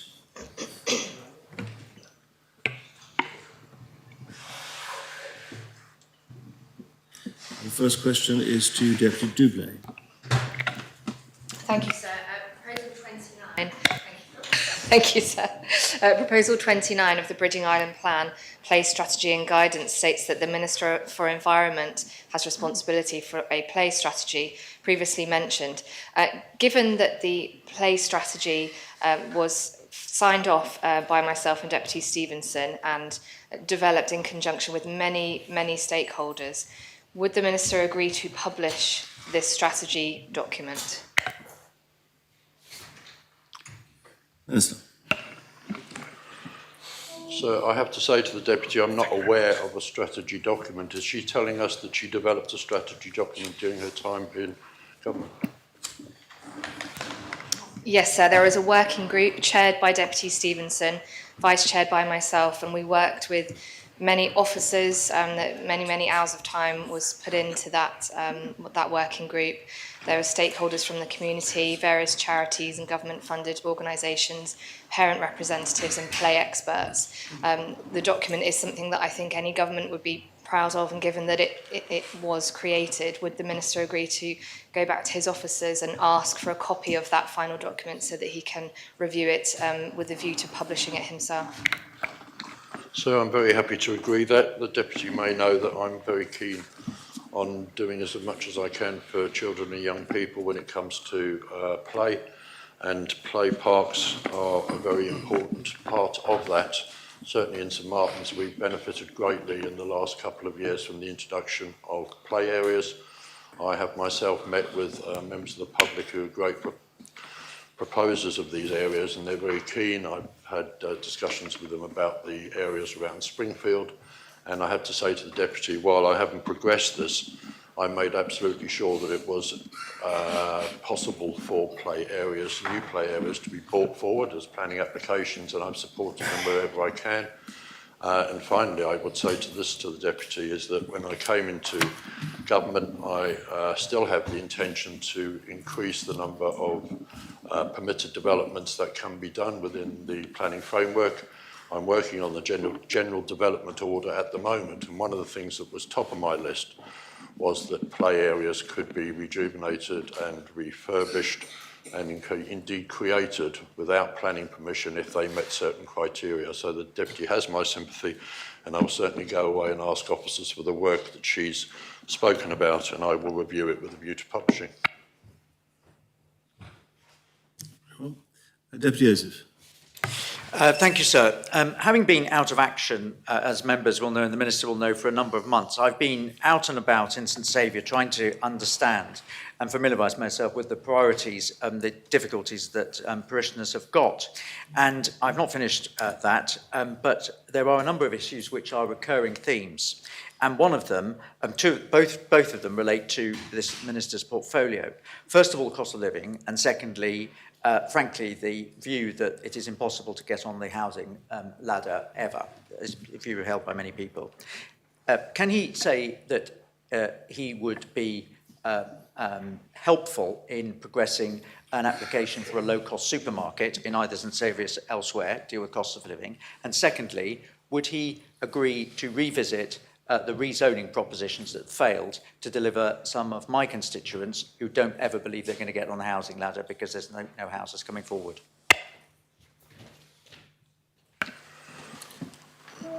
Thank you, sir. I have to say the first part of the Deputy's question has me a little surprised if he's suggesting that we need more supermarkets in St Saviour's. I think he's saying that. Oh, maybe I've got that wrong. I'm sorry, can we not have an exchange between members, please? Everything through the chair. If you just go to answering the question. Clearly that wasn't the question. Okay, so I'll leave supermarkets. I think there's enough, to my knowledge, there's certainly a number of supermarkets in St Saviour's, some very large ones, and some have been built and opened quite recently. But when it comes to revisiting sites and sites that were proposed as zoned for rezoning in the last island plan debate, I would say to the Deputy, it's not quite as straightforward as that, and I know he's aware of that fact. Sites can be rezoned only through the island plan debate, and while it is, in theoretically possible for somebody to propose a housing site which falls outside of the zoned areas at the moment, it's certainly not straightforward. There were a number of reasons why sites in St Saviour's were proposed and not passed in the last island plan debate, and the Deputy's previous constable was instigator of one of those particular sites. I remember very clearly the debate on an extension to housing into a field alongside where the dairy was previously. And there were, people put forward the pros and cons of every site that was debated during the island plan debate, and those weren't successful. I would say to the Deputy he needs to make sure he's got all his plans in place and be prepared to propose them at the next island plan debate, whenever that is. Supplemental question, Deputy. Well, I'll be trying to be really concise, sir. I'll deal with the second issue when he comes up to the parish hall and talks us about planning. In relation to the low-cost supermarket, the message I'm getting from my parishioners is they'd love an Aldi or a Lidl. They're not bothered about a French supermarket. They want to lower the cost of living. They don't want it in St Saviour, but they don't think they would mind. Does he have a view about the planning position to find a site, because apparently we can find a site for a French supermarket? Will he basically commit to me and my constituents who want a low-cost supermarket, not a high-cost supermarket, that he will try and find a site for one to help with the cost of living crisis? So I'm not sure if it's for the Minister for the Environment to start work on seeing if he can provide a site for a low-cost supermarket. Certainly the Minister for Economic Development, I'm sure, would be very keen on that. And what I would say to the Deputy is that it's one thing to say we must have a low-cost supermarket. We may even agree to have a low-cost supermarket in Jersey.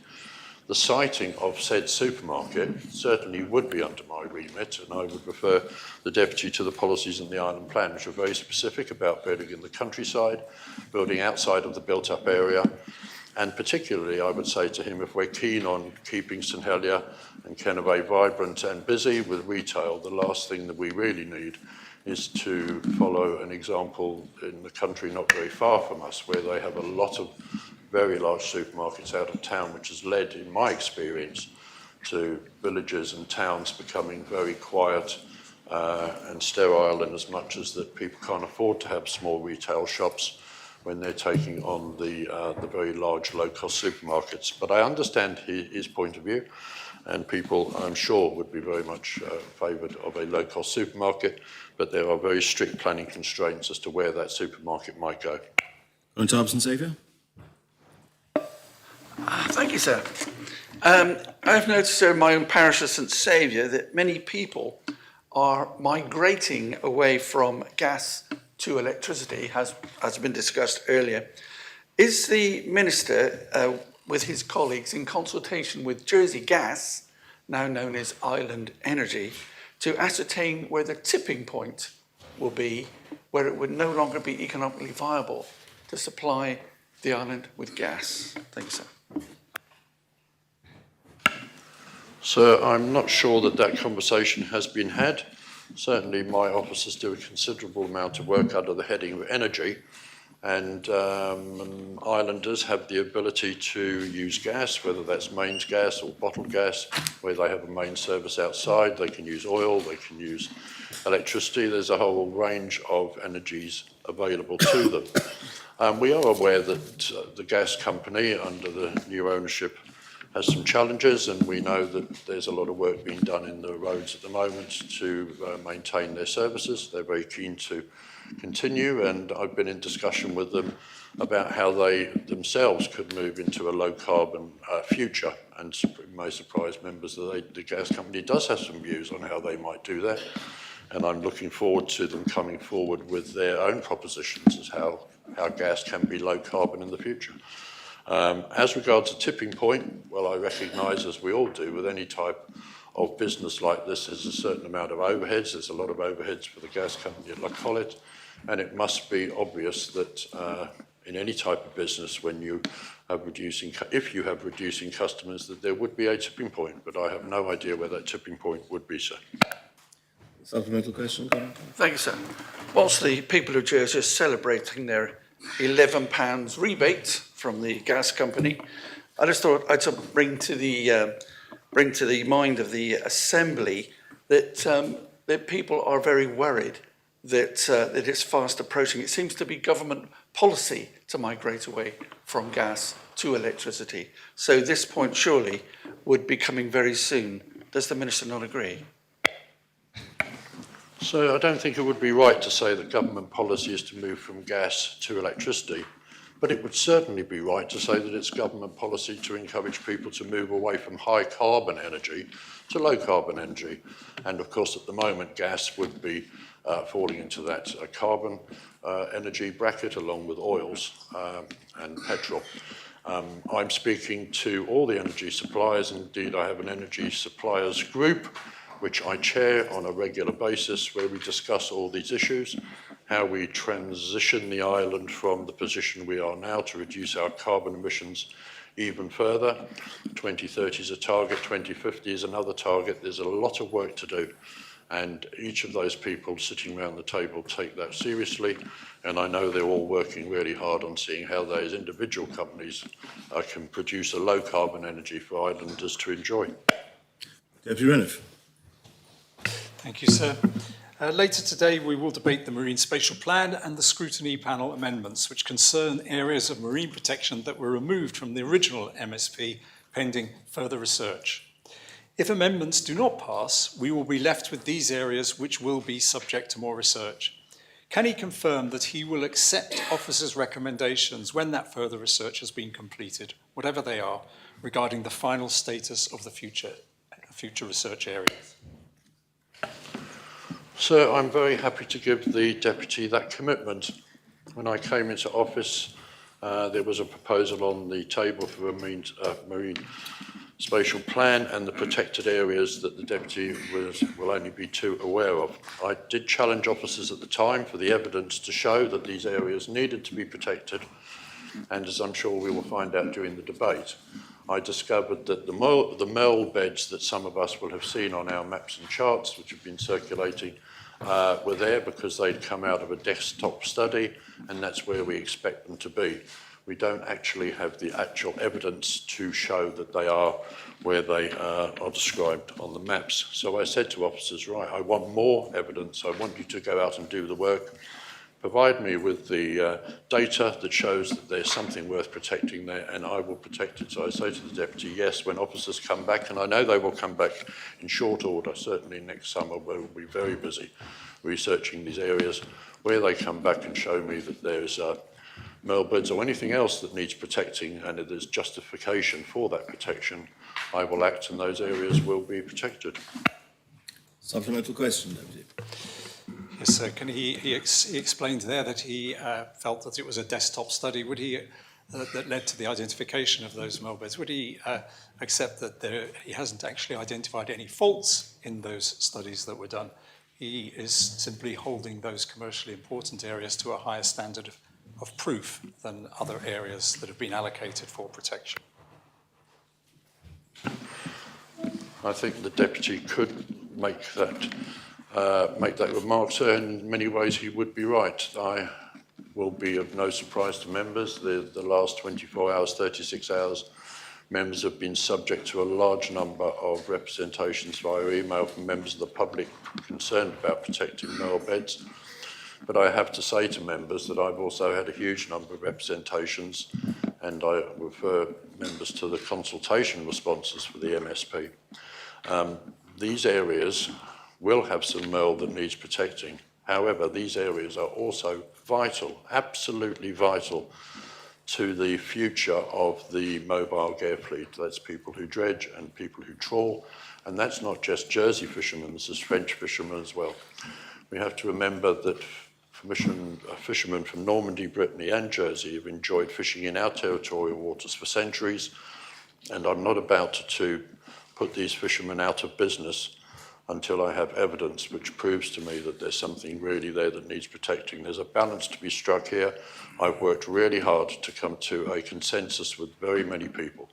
And as quite often I find in planning, if everybody's equally unhappy, I'm probably done about the right thing. And I can say to the Deputy, everybody's equally unhappy about this marine spatial plan, and I think it draws a good line down the middle of protection, increased protection where that data comes forward with the evidence, but also protection for the fishing fleet, because I am absolutely convinced if the amendments go forward today and are accepted, there will be fishermen that will be put out of business in very short order. That brings an end to the period available to this questions for this Minister. The next Minister up is the Minister for External Relations, Deputy Joseph. Thank you, sir. The Minister revealed in a scrutiny hearing that despite the comments made in this Assembly by other ministers, there'd been no compromises in allocating growth or efficiencies, that Jersey Finance's budget was going to be cut, and he'd lost out around the ministerial table, I think it's £400,000. Can he explain what the budget cut, or but not having that £400,000 is going to mean by way of activity likely to grow Jersey's economy, if we believe that Jersey Finance's budget is about growing the economy? Minister. So I'm not sure I revealed at the scrutiny panel. I think it's in the government budget. I was simply questioned about it. It was, as every budget is and has ever been, a compromise between the amount of money available, the public services that islanders want and desire, and he and I have always made the case for investment in the economy. And I made that case and will continue to make that case around the Council of Ministers table. Unfortunately, there was a recognition that this is a budget which prioritises, and reductions have been made to the arm's length organisations' grants. In my department, that's Jersey Finance Limited. I will work with Jersey Finance and have committed to do so on a number of measures so that their activity can be largely maintained, but we should be clear, as we are when budgets are reduced or efficiencies are made, activity can't be continued at the previous level. But they have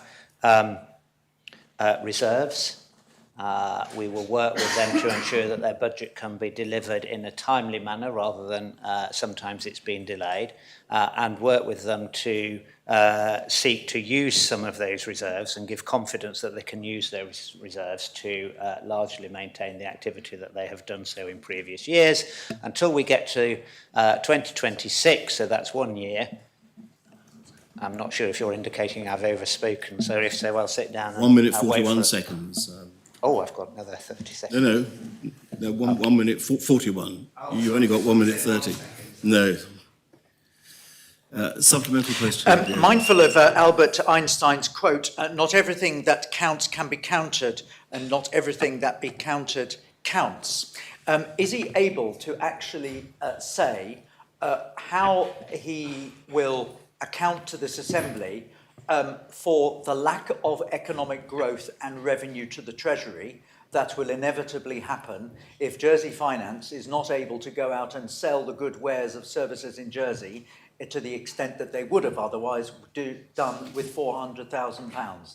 I make the point because this Assembly is at least assuaged in its budgetary problems by the free money that continues to come in by way of OECD, three pillar, etc., that wouldn't have happened if the work of growing our financial services wouldn't have happened, and that doesn't happen by accident. It's happened because we've been out on the front foot.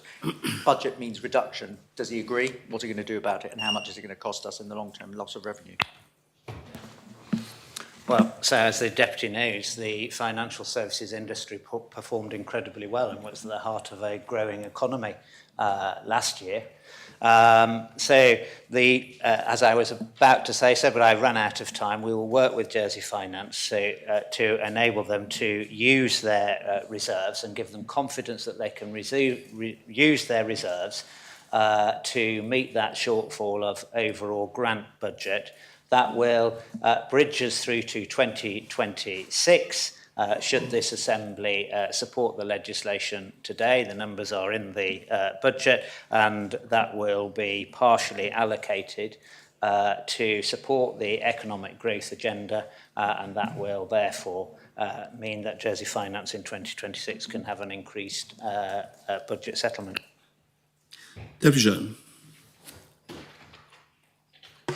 Thank you, sir. Can the Minister advise if he has had any internal discussions about how Jersey can de-risk financial instruments for the Jersey public so they can make their homes more energy efficient or transition to a cleaner fuel source? And if not, why not?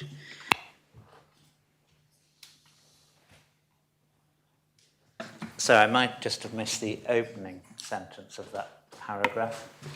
Question. I wonder if you could just restate it. Asking if the Minister has had any internal discussions about how Jersey can de-risk financial instruments for the Jersey public so that they can make their homes more energy efficient or transition to a cleaner fuel source. Straightforward answer to that is no, sir. Supplemental question, Deputy Jean. Yes, could the Minister advise if he has spoken to any local finance providers to help co-finance the energy transition, including offering of green mortgages and loans that many high street banks offer in other jurisdictions? And if not, would he be willing to open those discussions? So as the Deputy knows, she had came to my department and spoke with the officer that's leading on sustainable finance, although it's not directly correlated with the question that she has asked me. We continue to have conversations with our banking institutions on a range of subjects. It's not something that I have directly spoken to them personally about, but I'm prepared to do so. Deputy Renniff. Thank you, sir. Government, through the budget, has announced that it wants to abandon the Culture Heritage Arts funding formula. Does he think that the formula-driven funding for overseas aid should be continued? Not sure this is within So your purview, is it? I'd like to answer that question to fill part of my 15 minutes. If you think it's within my remit, I'm not sure that it is within your remit, isn't it? Overseas aid is with a different ministerial remit. It was the external relations element of it. Well, that wasn't entirely clear from the question. Would you like to rephrase the question, and I'll allow an extra 30 seconds or so on the period? It's to ask whether the Minister, in his role as External Relations Minister, supports continuing the formula-driven funding for overseas aid. Sorry, so yes, I totally misunderstood the twist in that question there. I have always supported the budget of International Development Minister through Jersey Overseas Aid. I continue to do so. It's an international recognised approach that there should be a formula delivered approach to aid. I think aid is something that Jersey can be proud of. We've seen that budget grow and we see excellent work that they undertake. I think it's a wholly different case from the arts, culture and heritage situation. Supplemental question. Deputy Tadier.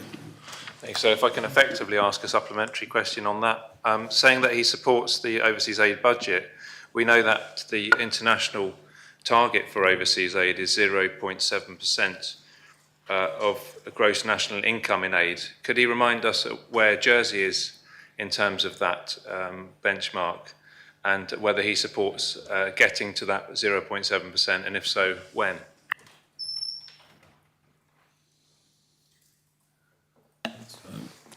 I'm quite happy to pontificate, sir, as you know.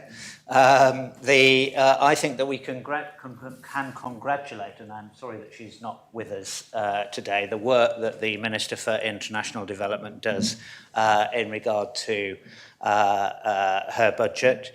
She has laid out a clear strategy to increase the amount of funding that we put into international aid. Unlike most other places around the world, it's not connected with trade, and long may that continue. And if she and her commissioners, I noted a couple of them staring at me now, if they bring forward proposals because they think there's grounds that they could spend more money effectively and efficiently, and that's not always straightforward when it comes to international aid, then I'm sure that the Treasury Minister in due course in future budgets will consider that appropriately, and she would have my support to do so. Supplemental question, Deputy Tadier?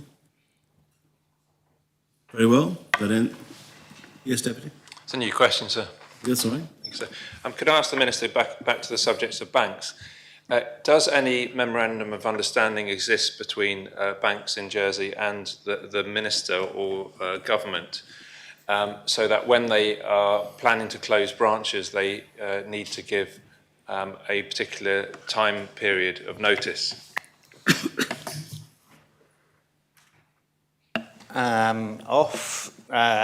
Out of recollection, I don't believe that it does. I think the only MOU that is undertaken between banks and an arm of the Government of Jersey is in relation to the Depositor Compensation Scheme and will be the Resolution Authority, but not in regard to the issues that the Deputy is asking about. Supplemental question, Deputy. Does the Minister believe that it would be reasonable to perhaps revisit what might be put into a memorandum of understanding, especially in the context of recent branch closures that have been announced, so that government, first of all, will have a no surprises policy between in that relationship, and secondly, that there should be as long a notice period as possible between a bank knowing about a closure and informing government and indeed its customers?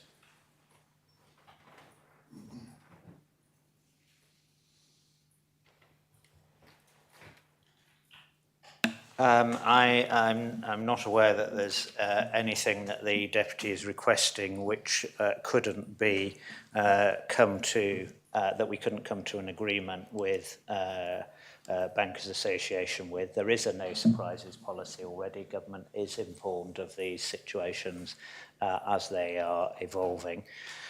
They can happen, I suppose, quite quickly. They're based on commercial reasons, but I'm sure we could have a conversation with the Jersey Bankers Association to agree a framework within which announcements could be made and the public could be informed and government could be informed, which would simply be really an extension of what's already in place.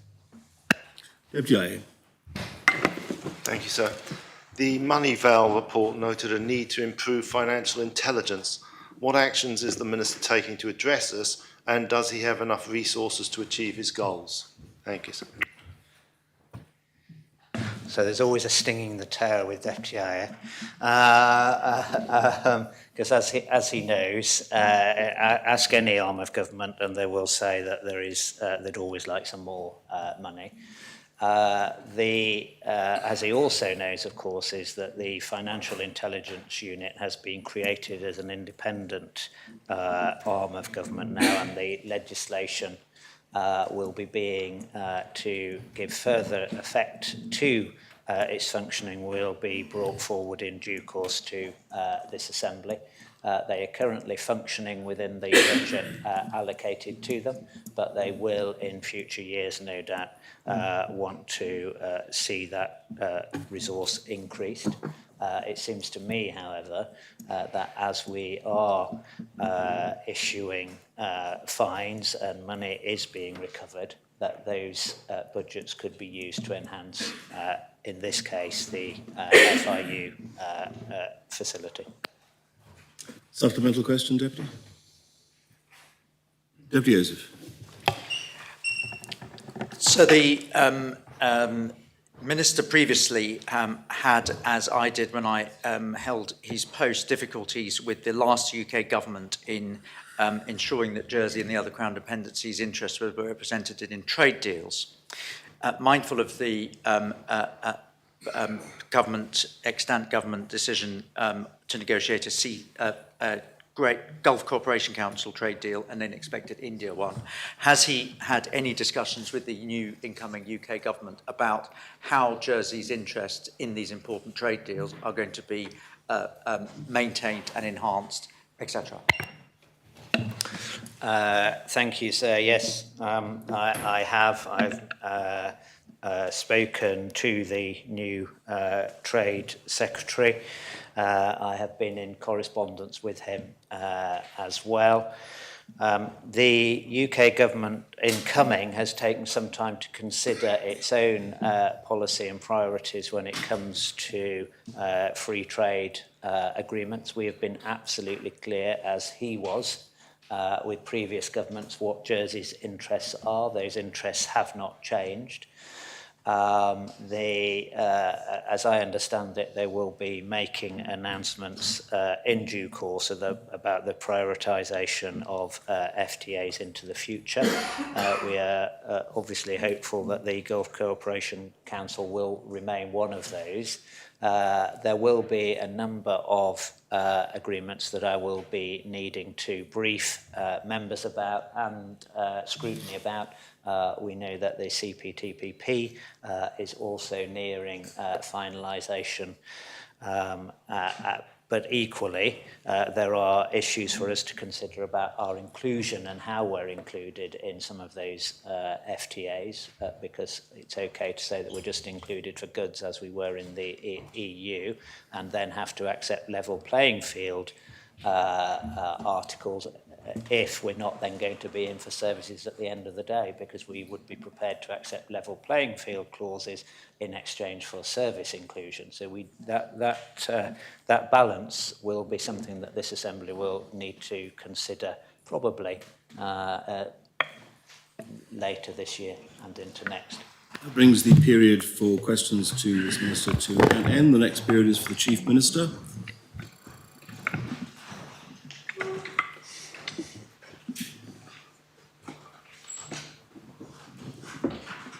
First question is Deputy Alex Curtis. Thank you, sir. Will the Chief Minister outline to the Assembly which sites, plans and projects have been discussed by the Regeneration Steering Group in 2024? I can't do that off the top of my head, so I'll provide that in writing. Thank you. In a supplementary, sir, would the Minister please try to name some of them? And in doing so, would he consider that given the remit of States of Jersey Development Company expands to more housing, will he consider adding the Minister for Housing to the Regeneration Steering Group, if he's not on it already? So I'm not going to attempt to reel off a list of items discussed at various meetings without referring to it.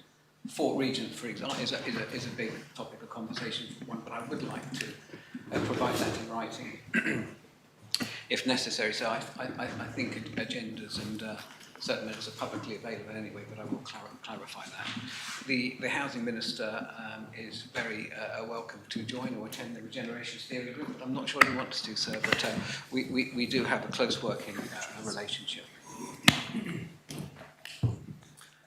Deputy Renouf. Can the Chief Minister provide information regarding what I believe is known as Project Breakwater concerning major infrastructure and public realm projects? And could he also confirm whether the Deputy Chief Minister is in charge of Project Breakwater?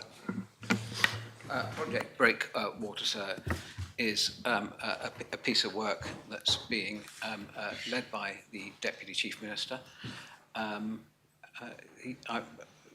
Details of that work have not been shared as yet, and I understand that the Deputy is planning to bring something to update Council of Ministers. In due course, I can give no further information on it at this stage, sir, other than it is a piece of work that aims at delivering substantial, long overdue investment into the island's public realm and larger infrastructure projects, including Fort Regent. Supplemental question, Deputy Renouf. Yes, sir. So Deputy Binet is Deputy Chief Minister. He's in charge of building the biggest infrastructure project in the island, and he's now, we also hear, in charge of Project Breakwater. Yet by his own admission, he has struggled to find time to get on top of his other side hustle as Minister for Health. Can the Chief Minister explain why the island has a part-time health minister? The island has a full-time health minister, sir, who probably works most hours 7 days a week, sir. Even this weekend, he spent most of his time responding to his responsibilities as health minister. In his role as Deputy Chief Minister, sir, he had other responsibilities and he carries those out in a timely and productive way, sir. In my opinion, I have no qualms with his work ethic and the amount of work he puts into things, sir. Not a part-time minister, sir, and I take exception to the use of the word side hustle when it relates to some important, long overdue work which involves investment in our infrastructure and public realm. Deputy Miles. Thank you, sir. Following the recent departure of the Chief Officer of Customer and Local Services and the recent announcement that the Chief Officer of Children, Young People, Education and Skills is to leave at the end of this month, will the Chief Minister confirm if he is aware of any other expected departures from within the executive leadership team? I'm not aware of any specific departures from the executive leadership team at this time, but that's not saying that there couldn't be departures from that team should future reorganisation take us along that route, sir, but I'm not aware of any currently. Supplemental question, Deputy. Thank you, sir. Thank the Chief Minister for that answer. Does the Chief Minister recognise that it's becoming increasingly clear that the changes taking place aren't just about curbing growth in the public sector, but are an ongoing and major restructure of the public sector leadership team? And does he believe that this current approach to this restructure is creating confidence and stability amongst the staff? The reorganisation of the senior echelons of management of the public sector is something that is absolutely necessary to ensure we're delivering the best value for money for the taxpayer. I don't believe this process is lowering morale. It's my take that morale is significantly improved in Broad Street and other parts of the public sector.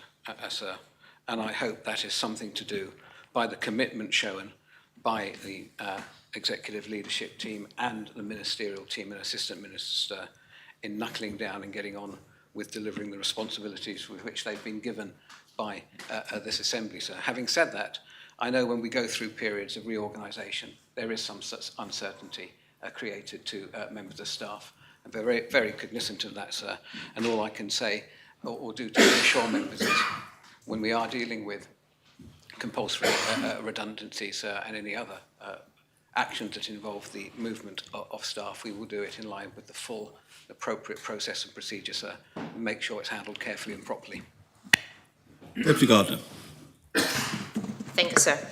In the Chief Minister's answer to my written question 311, which asks how the 20 million transition to living wage would be calculated, Chief Minister mentioned two economic models from the UK Government Office for Budget and Statistics Jersey, as well as didn't publish any calculation due to the level of interpretation and spreadsheet and will be meaningless without explanation from the team. Would Chief Minister consider that we, Jersey, as a leading financial centre and the members of the public would be able to analyse the models? And if yes, would he reconsider this decision and publish the calculation? I don't think so, sir, at this stage. As I understand it, we're going to share the modelling with States members. The Economic Advisor is planning a presentation. So I'd like to do that, get feedback from States members before we decide where we go with it. Like I said, the modelling is extremely complex, and it's far better that the Economic Advisor and his team explains that to members in the first instance. Thank you. Supplemental question, Deputy. It's really surprising that we don't have members of the public from finance industry can understand economic modelling, but I would welcome the presentation. Would Chief Minister confirm when this presentation will take place, because we still didn't see it in our calendars, even though it was requested 2 weeks ago?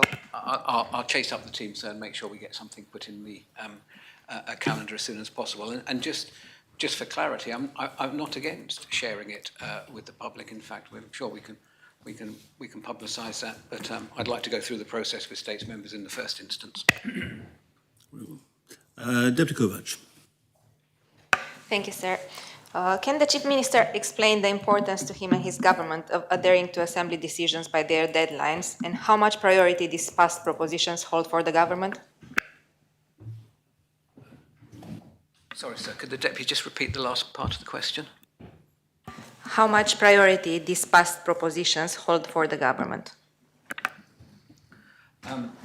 I believe that decisions of this Assembly should be given the proper consideration by the government. And the general rule is if it decides after a period of time not to, or it doesn't want to, or circumstances have changed which might lead the government to want to not follow a decision of this Assembly, then I believe the correct process is to ultimately bring a rescindment.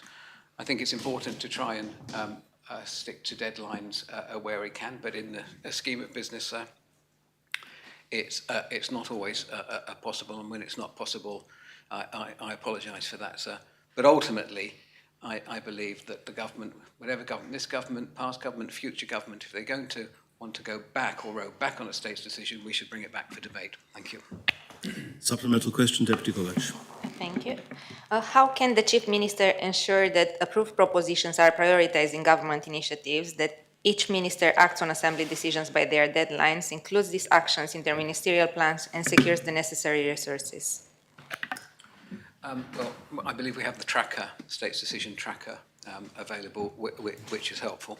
But I will undertake to discuss with officials how ministerial departments are monitoring that.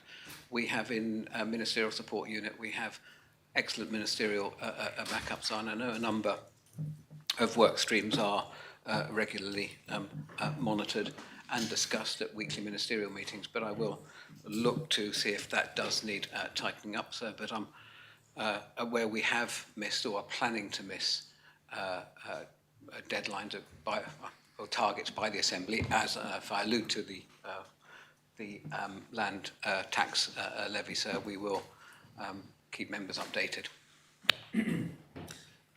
Deputy Duplay. Thank you, sir. Previous answers this morning have referred to the cost of living ministerial group. I'd like to ask the Chief Minister whether single-parent households and the issues those households are facing most acutely around cost of living, whether that group has been considered as a specific item on that group's agenda. I'd have to refer to the chair of the group, sir, the Minister for Sustainable Economic Development, but I don't think that particular group has been specifically referred to in the agendas I've seen. Thank you. Supplemental question, Deputy. Thank you, sir. Could the Chief Minister please seek to ask for a briefing paper from officers on that demographic group to understand the issues that they are facing, whether any work could be done to improve things for that group?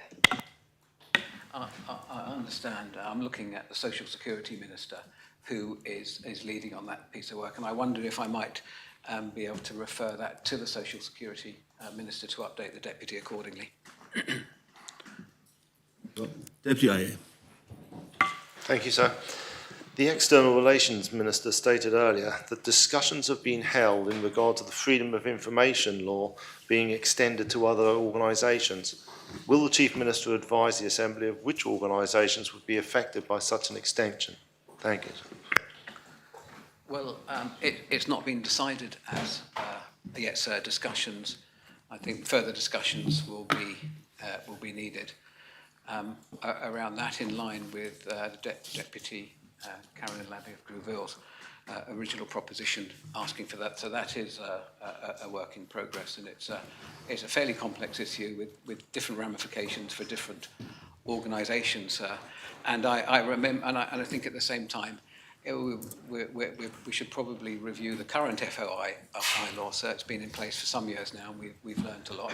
For example, so when it was originally proposed, I understand that it was estimated there would be perhaps 60 FOI requests a year.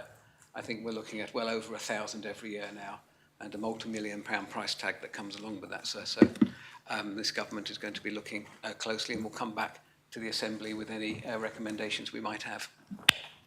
Supplemental question? Any other questions for the Chief Minister? Deputy Joseph. So, as I referred to earlier, I've been out and about in St Saviour trying to understand some of the concerns about, that parishioners have about what they want the government to get on with.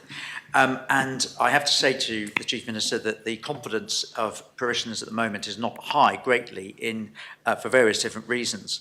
One of the things that has surprised me greatly in my discussions with parishioners is the level of concern there is about cannabis in Jersey, and in particular, the absence of any, apparently, a regulatory regime concerning the prescribing of medicinal cannabis in Jersey, which is apparently at quite high levels and therefore percolating out into the black market as well.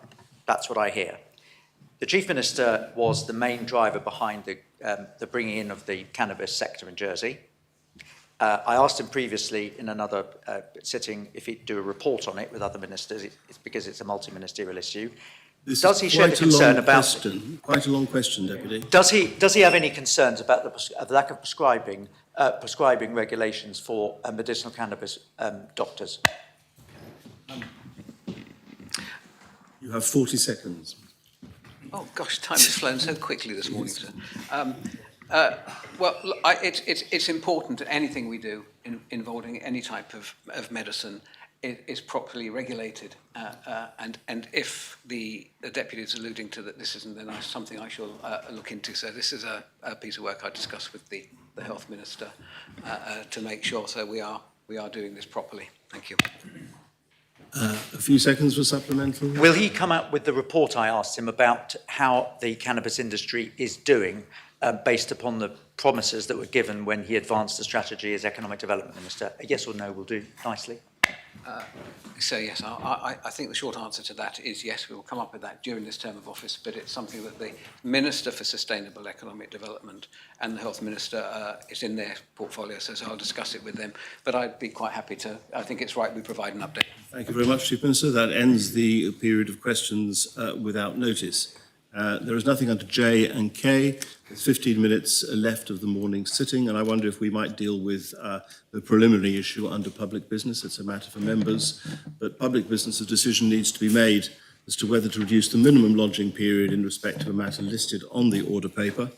Deputy Tadier, do you wish to make the proposition under standing orders that the lodging period be reduced to allow your proposition P.69 Funding for Culture, Arts and Heritage to be debated at this sitting? I do, sir. Do I need to say anything? Shall I make a short case? It's a matter entirely for you, Deputy, of course. I think it's right that the presumption is that propositions should be lodged for a prerequisite period of time.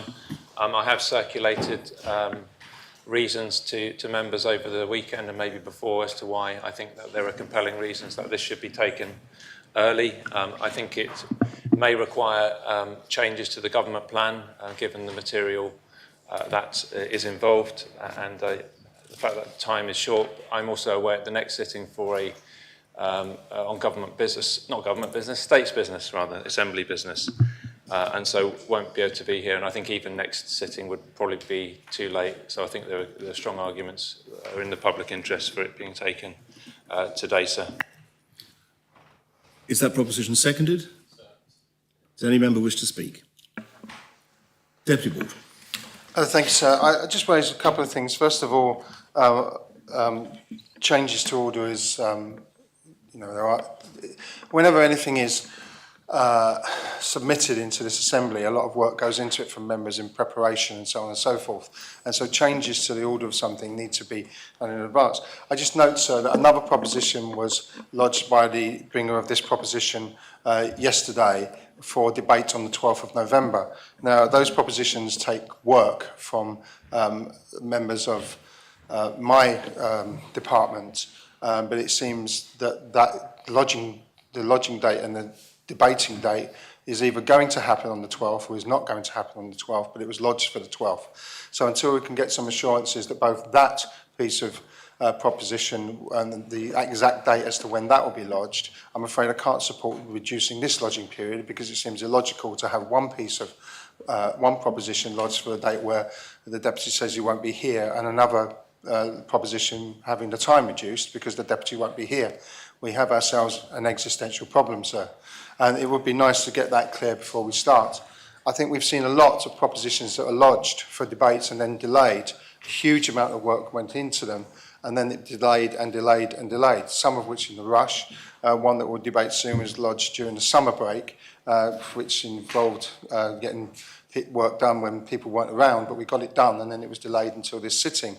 It's also, sir, similar when the propositions are brought and then not debated at all when people have put in a lot of work. So I think we have to be very, very careful, sir, in the way that we agree these things. I'd just like some reassurances on the other proposition before I vote, sir. Thank you. Any other member wish to speak on the proposition? Deputy Miller. Sir, I'd just like to make an observation that's not directly linked to the member's proposition, which is he has told us that he won't be here on 12th of November because he's on State's business. I think we were also told this morning that Deputy Porry is away on State's business. At the last sitting, I think the Deputy himself, when I asked for Deputy Gorst to be excused on State's business, asked for details of what that State's business was.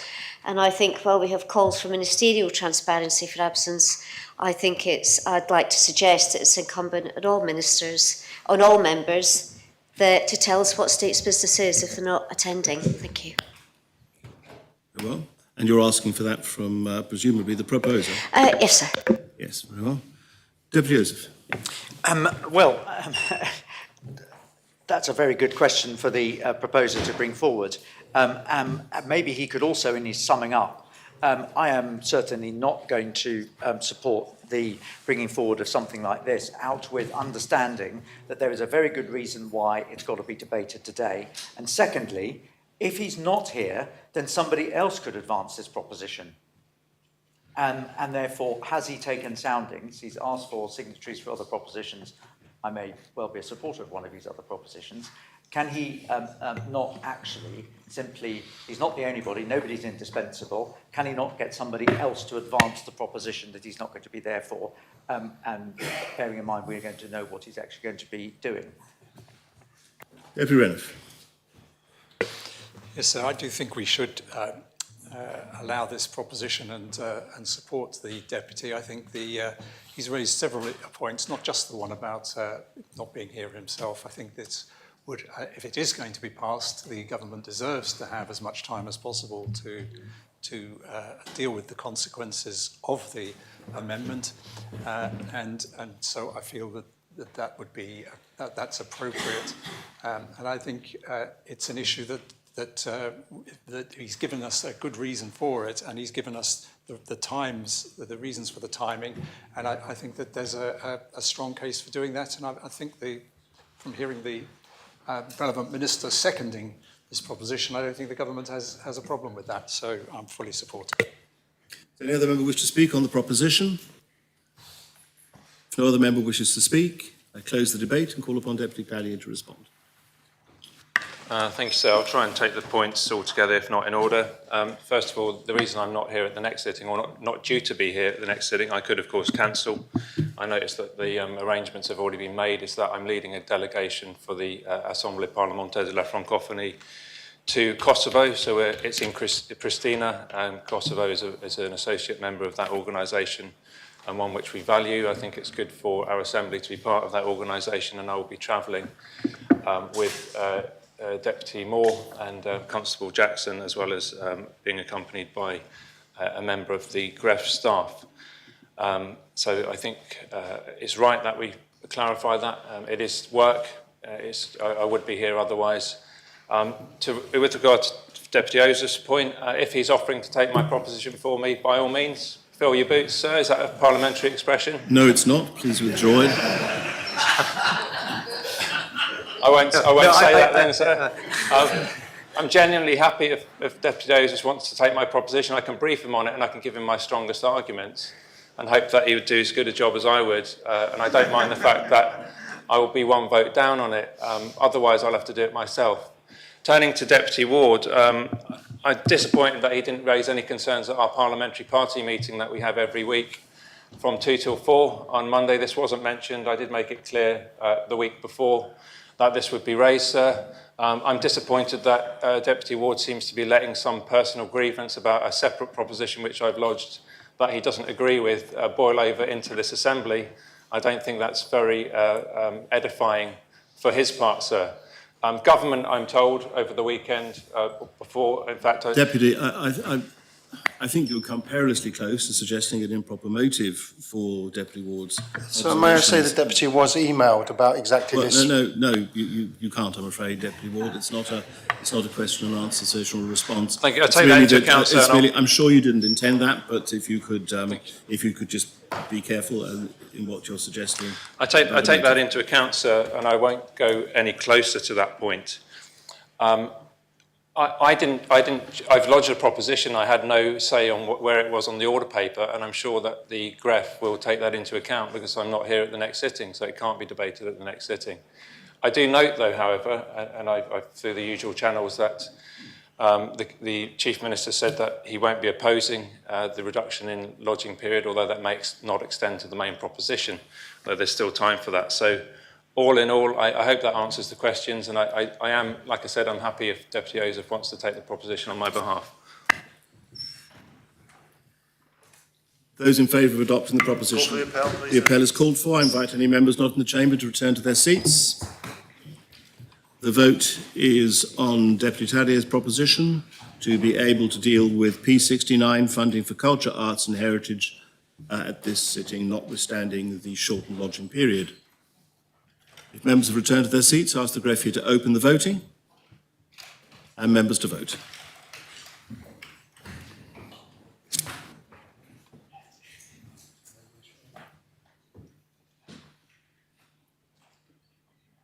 If members have had the opportunity of casting their vote, I ask the greffier to close the voting.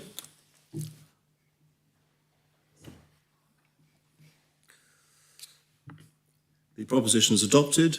36 votes pour, 3 votes contre, 1 abstention. Move the 3, please. Those voting contre the Connotab of St One, Deputy Ward and Deputy Andrews. Can we have the 1 as well? And Deputy Miller abstained. Well, is the adjournment proposed? Very well, the Assembly stands adjourned until 2:15.